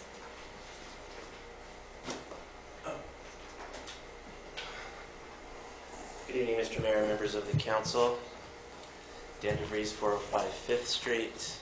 I just want to say as an introductory matter, I'm not here, I'm just here as an individual citizen, as a former member of the City Planning Commission for many years with Council Member Edge, and actually one of those that was responsible for putting the no franchise ordinance in place, the one that is considering or is before you for consideration this evening as being either amended or rescinded. And I'd like to start by telling you a story very quickly. Back in those days, the franchise debate was instigated by the potential for a Starbucks to go into the Windmill Center. I don't know if any of you remember that. And we really wrestled with the idea in general of franchises in San Juan Bautista. And, and the Planning Commission at that time thought, no, that might not be the best idea. And the council agreed, and that's how that ordinance came to be, more or less. I remember a reporter from the Freelance was interviewing me afterwards and said, what do you have against Starbucks? And I said, nothing. I love Starbucks. I go to Starbucks every chance I can, sometimes twice a day. But I said, but what would be better, I think, for San Juan Bautista is something unique to San Juan. Like I called it like Mission City Coffee Roasting Company. I just came up with something. And all these years later, we have Vertigo Coffee Roasting Company. And you need to ask yourselves as council members deciding this very important question, would Vertigo Coffee exist today if we had allowed Starbucks all those years ago? I'd submit to you no. I've spoken with Dimitri and Kitty, whom you all know as well, and there'd be no Vertigo today. Would there be a Margot's if there was a Baskin Robbins? Would there be a Donya's? You know, you get the idea. What do we want to try to be about? Those are really important questions. I see from the city manager's report, I went to City Hall and got a copy, I think, of what's before you tonight. I don't know if it's the same thing, but what I had read in preparation for this evening is the city manager's report that proposes to you that the ordinance could either be amended or rescinded entirely. I would strongly encourage you to consider amending it. If you think that there's an opportunity for franchises and big box stores to be in the San Juan Bautista area, that might be so. But it's an important, important question, and one that needs to be looked at very, very carefully. As regards Ordinance 2014-XX, Roger, I don't know if this is the one I got from the binder on the counter. I don't know if this is the one. Does it have revised? I got it from the counter today.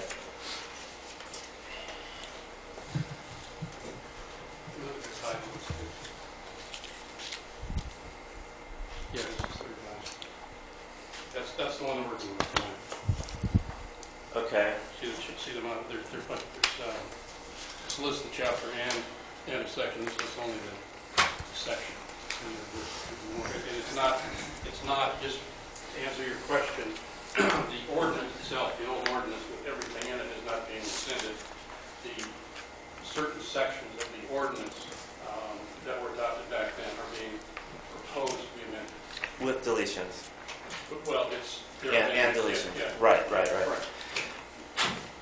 Well, it's a little bit unfortunate that the public hasn't had a chance to see the revised ordinance that's in front of you for consideration tonight, so that people like me can say, okay, what is it that you'll be deciding, comment on it intelligently. Assuming, and I think this is a safe assumption, that this is the same. Here are some problems that you might want to pay attention to. One of the suggestions in the new ordinance is that the definitions section to 11-29-010 be changed to reflect the names or the names of those types of entities, and then having the description follow it, or the definition rather. And that doesn't make a whole lot of sense the way it's written. The current ordinance, for example, says definitions. Abutting or adjoining means having district boundaries, etc. I don't know if you all see that, but the definition section of 11-29-010 has a word. It says means. An acre gross means the area of a lot or site. Acre net means the area. It's a definition, right? Well, these definitions say retail business development, period, any structure 7,000 square feet or more. A retail business development is our only structure. So the word means is missing, but so therefore retail business development means any structure 7,000 square feet or more. Well, there are many retail business developments in the city of San Juan that are less than 7,000 feet. So I'm not sure how that works. Retail, same with restaurant business development. Restaurant business development means a restaurant or quick service business that is required by contract, lease, or franchise. Well, a restaurant business, there's lots of restaurant business developments in San Juan that aren't required by contract, lease, or franchise to be formulaic. Same with visitor accommodations. So if what your intention is to change those definitions to fit a different type of statutory scheme, then those might want to be, you might want to reword those. Going back to paragraph D of section 1 of the revised ordinance, all retail business, I think it's supposed to be businesses, restaurant businesses, plural, and visitor accommodations in the commercial zoned district shall be reviewed in accordance with Chapter 11-18 Site Plan and Design Review, and all retail businesses, restaurants, and then there's just a space. Is there supposed to be something in there? That if you read that paragraph really doesn't make any sense. I don't know what happened there. Chapter 11-06, maybe some words were omitted, I don't know. So, substantively, the old ordinance, the current ordinance rather, doesn't prohibit formulaic businesses or even big box stores. What it does is say that they have to be considered as whether or not they fit within the character, type, nature of the city of San Juan Bautista. There's no flat prohibition, so I'm not exactly sure what has created a chilling effect on businesses, or new businesses coming into town rather. But as I started off saying, if there is an opportunity to do more development, more commercial development in the city of San Juan, one of the things you might want to consider, as I'm sure you are, at the same time, is that we also happen to be going through a general plan update process, as was mentioned tonight. Attending the discussion the other evening, we know that there are a lot of opportunities being proposed for additional commercial. So therefore, what you as a council may come up with as an ordinance might be applicable in some areas, but not in others. 3rd Street Historic District. Maybe you want to have more stringent requirements for that area than you would perhaps on the other side of the highway. Maybe over there it would be appropriate to do types of developments that you wouldn't want to see on the north side of 156. or maybe in other parts of the town, maybe on the west side of 150, on the west side of San Juan, there'd be opportunities that wouldn't be necessarily applicable. So query whether the ordinance for these types of developments should be more tailored to the specific parts of town. And if so, whether that goes hand in glove with the general plan update process. Is that map there going to change? Mr. DeVries, can you summarize? And, in 3 minutes. I gave you a little extra because of the shuffling, Thanks, but I want to move it Thanks, on. Eddie. Yeah, well, like I said, this is a very, very important ordinance. It's one that can shape this town for the next 100 years. I hope that you'll be very, very careful with it. If it's something that you would like to study more closely and have it be more tailored and more specific to the benefits of the town, query whether it might be appropriate to appoint a subcommittee for the City Council, working with the Planning Commission and maybe the Assistant Planner and the General Plan Update Committee to come up with an ordinance to say, okay, now if this is what we want to be as a town, where should certain development occur and what should not occur? Thanks. Thanks, Dan. Next speaker card? Yes, there's no electricity to Okay. I'm doing the... Okay, that's why I got thrown off. And I know, Dan, we were shuffling papers. What I'll do, if you wish, is I'll hold up a sign Okay. that says you have 1 minute, you have 30 Okay. seconds, and your time has expired. Okay, thank you. Just keep everything around 3 minutes. Linda, do you have a hook to pull them off? Creative. Nice. The old cane. Okay, next. Okay. Kara Vaughn Okay. is the next speaker. There you go. The old vaudeville. Thank you, Mr. Mayor, members of the City Council. I'm here to speak against the proposal to allow franchise food and drink establishments in the city of San Juan Bautista. And I hope you have a copy of my comments that I submitted to the Planning Commission, which lays my objections out in great depth. I agree with much of what Mr. DeVries said. This is a very important subject to the city. And I think the agenda item is misleading because it's my understanding that the proposal would lift the ban on formula businesses.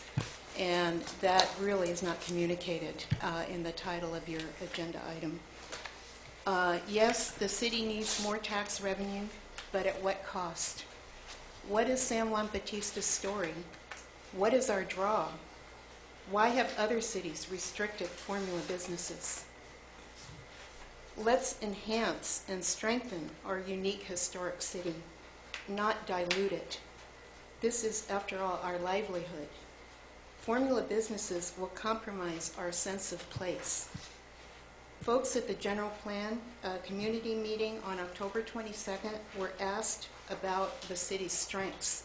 The second item on the agenda was as follows: the friendly small-town atmosphere that doesn't have franchises. And further down the list, quote, small locally owned businesses, unquote. Let's not spoil our city. Once formula restaurants are let in, there will be no turning back. We will be a city like any other faceless city. We'll just lose our uniqueness. Please, I think this is a very important subject. You should have a workshop for the community and that we can hash this out. I think it would be a terrible mistake to allow any franchise restaurants. Thank you. Thank you.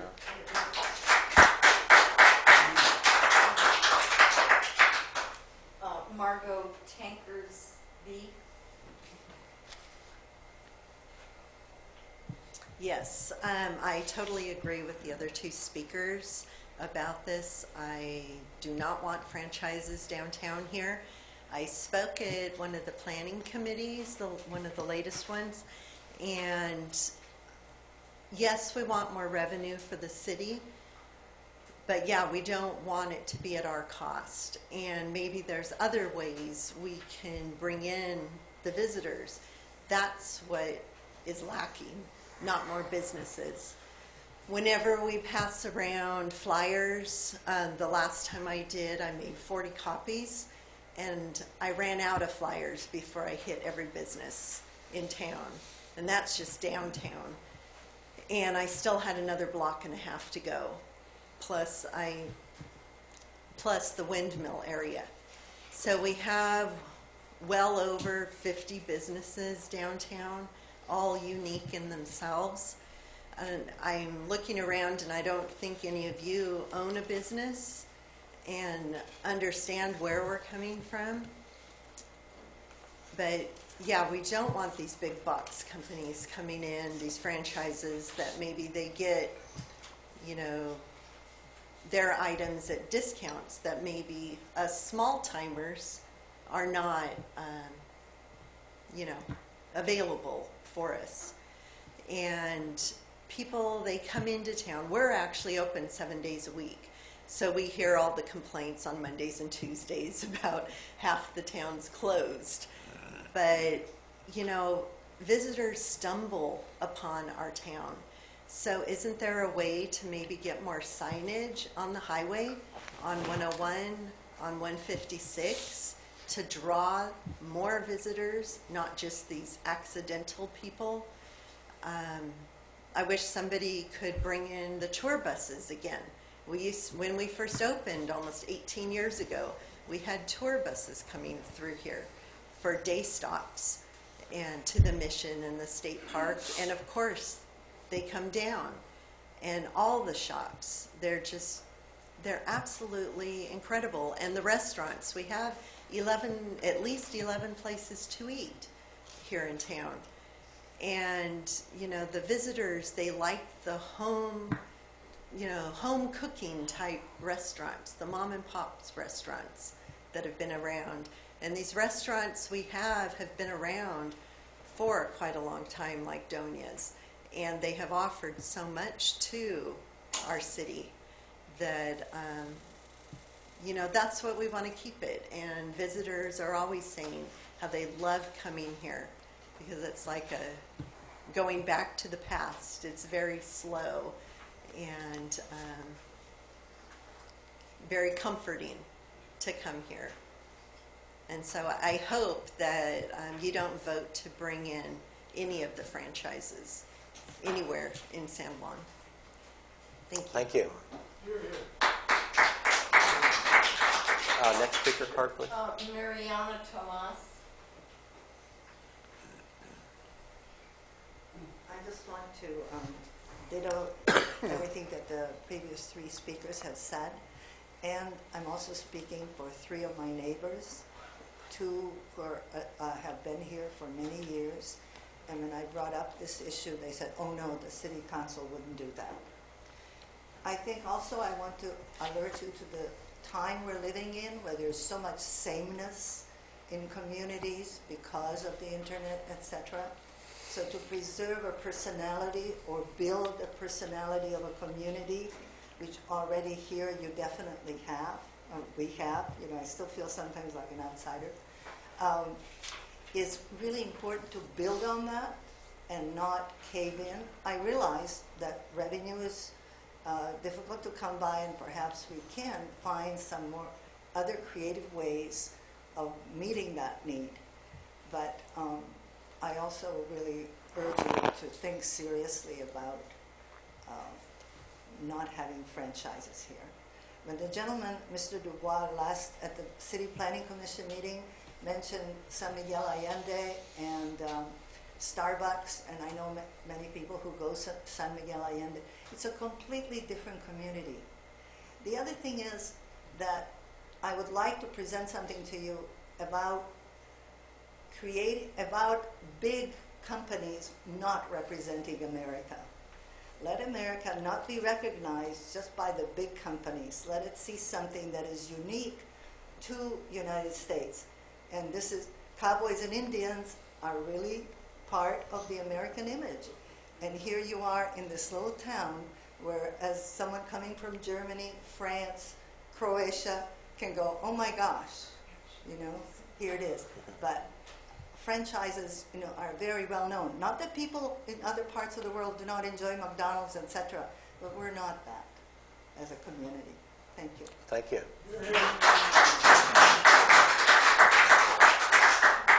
Mary Shaw Perone.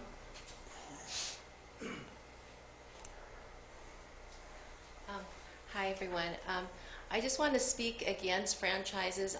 I moved here 28 years ago in this area because I felt this was a really unique community.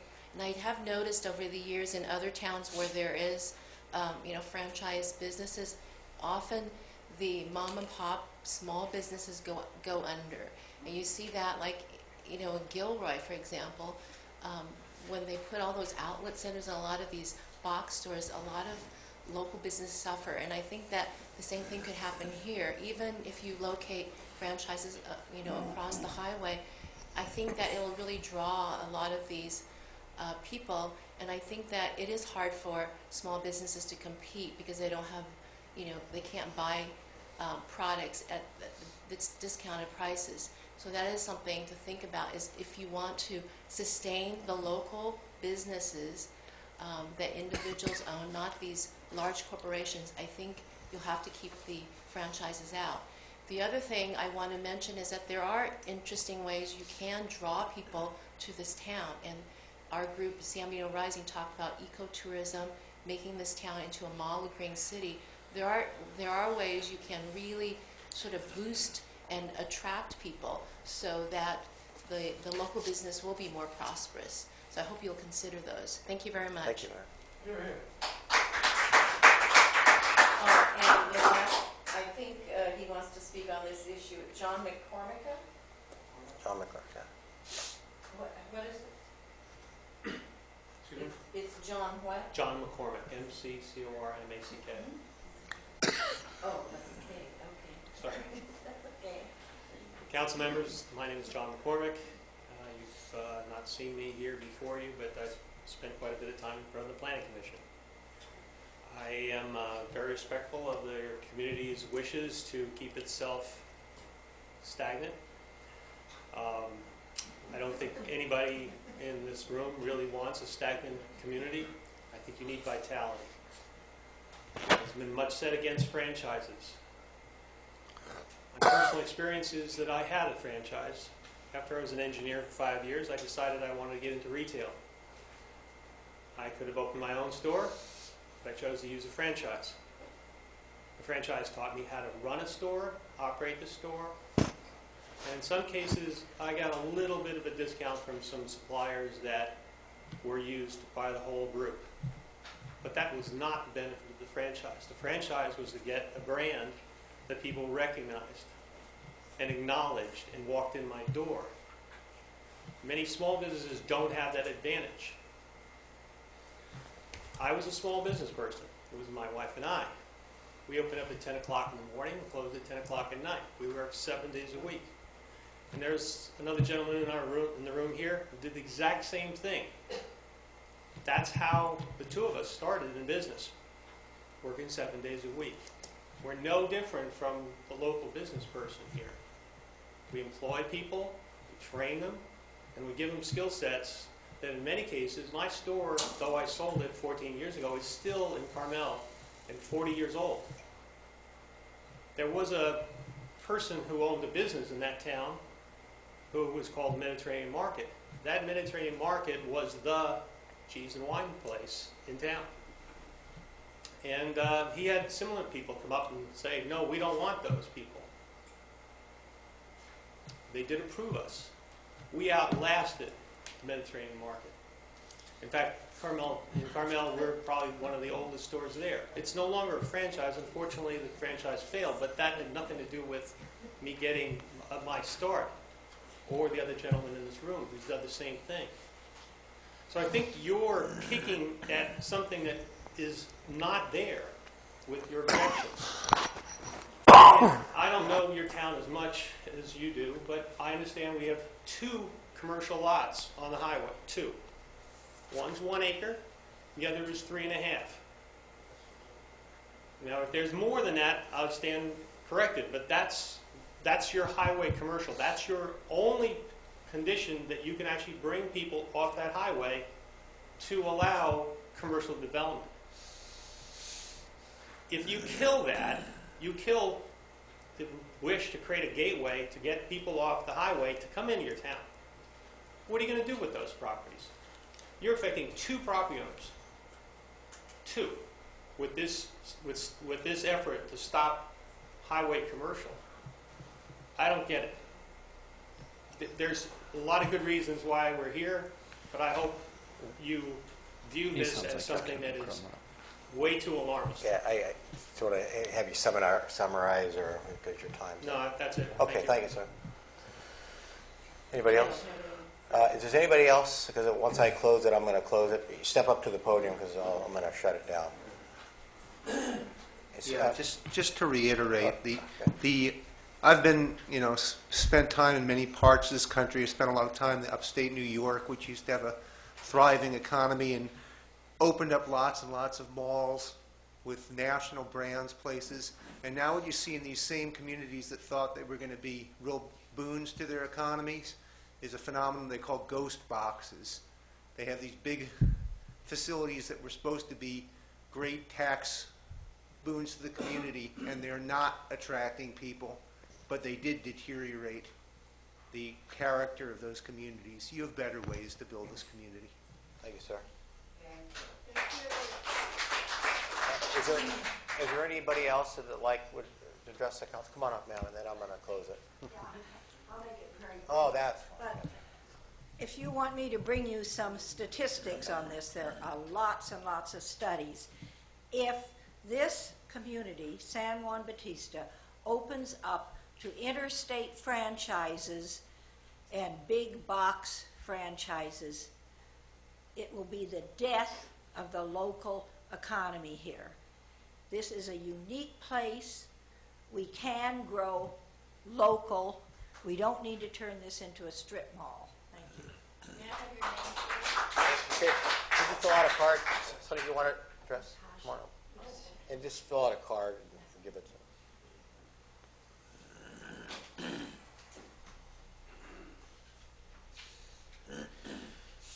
I've been in San Juan Bautista 30 years, and there's nowhere on this planet like this incredible little village where cowboys and Indians get along. So keep it pristine, keep it the Wild West.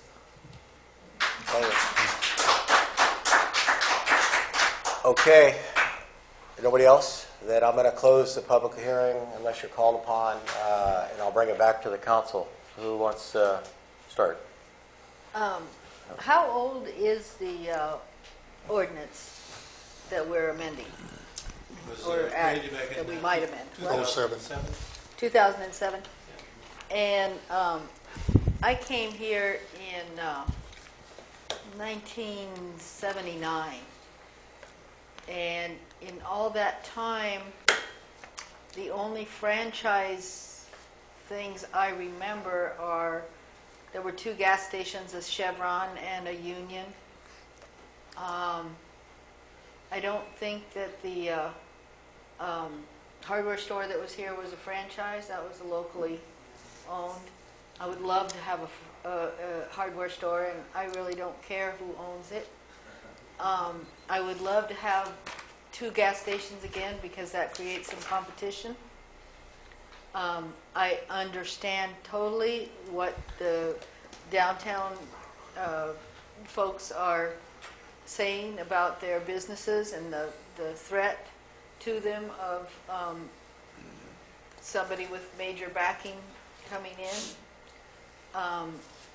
I believe that both the council and the planning commissions that we've had, at least the entire time I've been here, are not going to allow us to become a big box strip mall, regardless of how the ordinances read, because this ordinance didn't come into effect until 2007. We are not a target for big box stores. We don't have enough people, and I don't think we ever will because we have restrictions due to the amount of water we have available, etc. And while I do understand in reading this that there are some gaps, as the one pointed out on section D, and that maybe we need to relook at it, and maybe we need to think about not allowing franchises downtown if that's the way everyone wants to go. I think the Planning Commission has looked at this and understand that they will still have control over the architectural design and what's actually allowed. And so I'm not opposed to the ordinance changes, the amendment.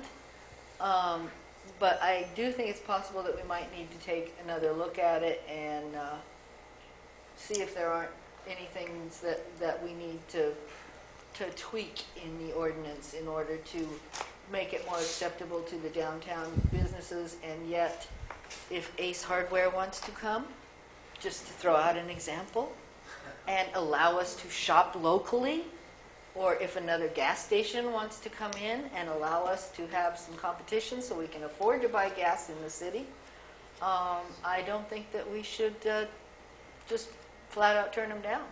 And I think there's a lot of cities that are successful right now.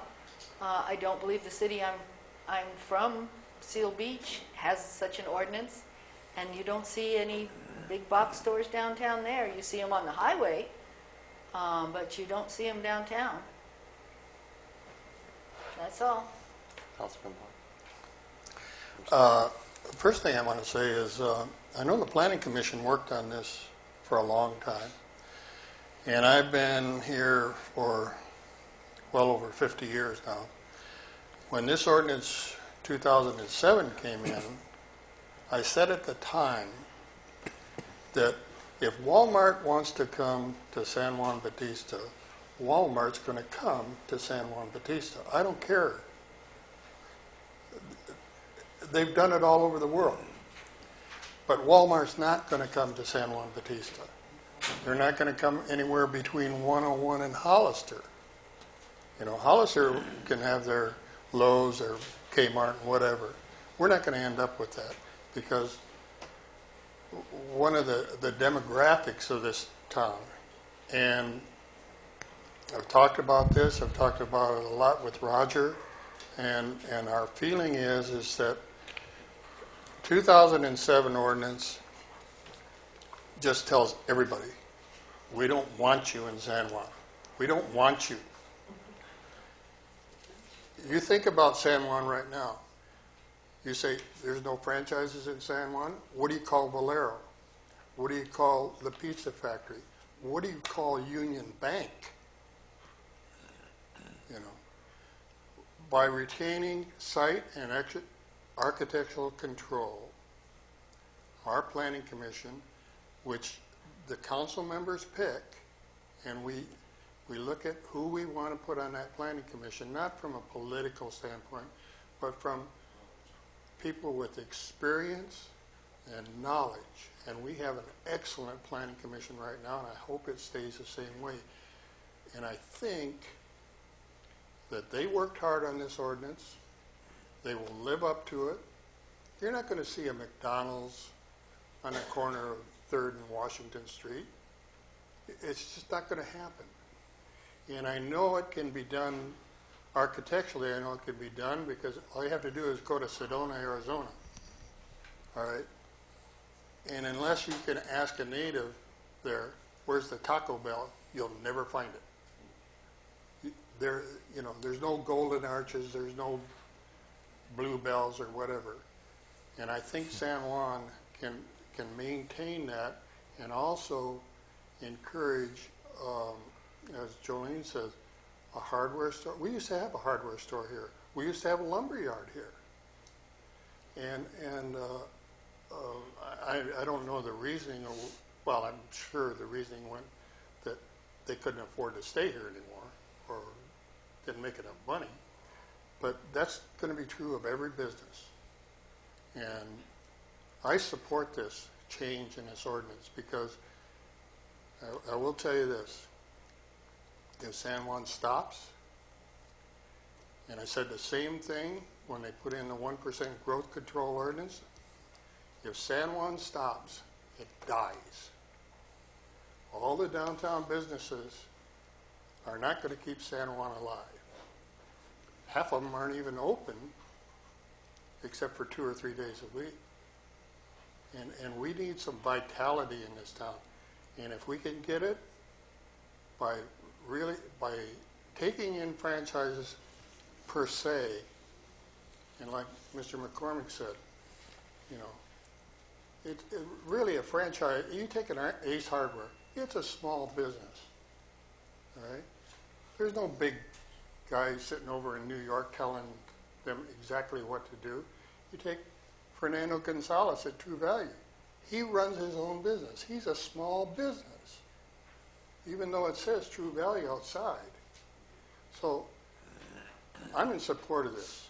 I think if we make the corrections, George, that where those blanks are or whatever they are, the S's on the end of restaurant and business and whatever, I think we have a viable ordinance and something that the city can work with.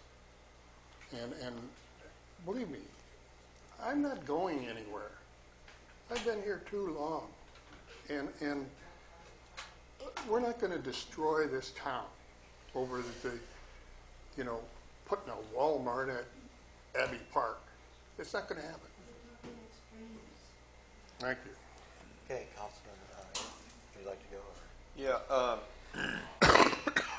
I think we need to talk in terms not of the Walmarts and the Lowe's, but in terms of the Starbucks and the Baskin-Robbins and the Togos and all the small franchises that could come in here.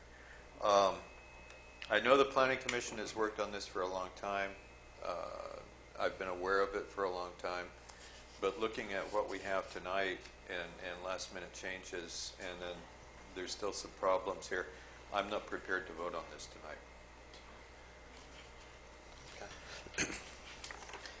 I don't know how many historical towns have a major highway with 1 million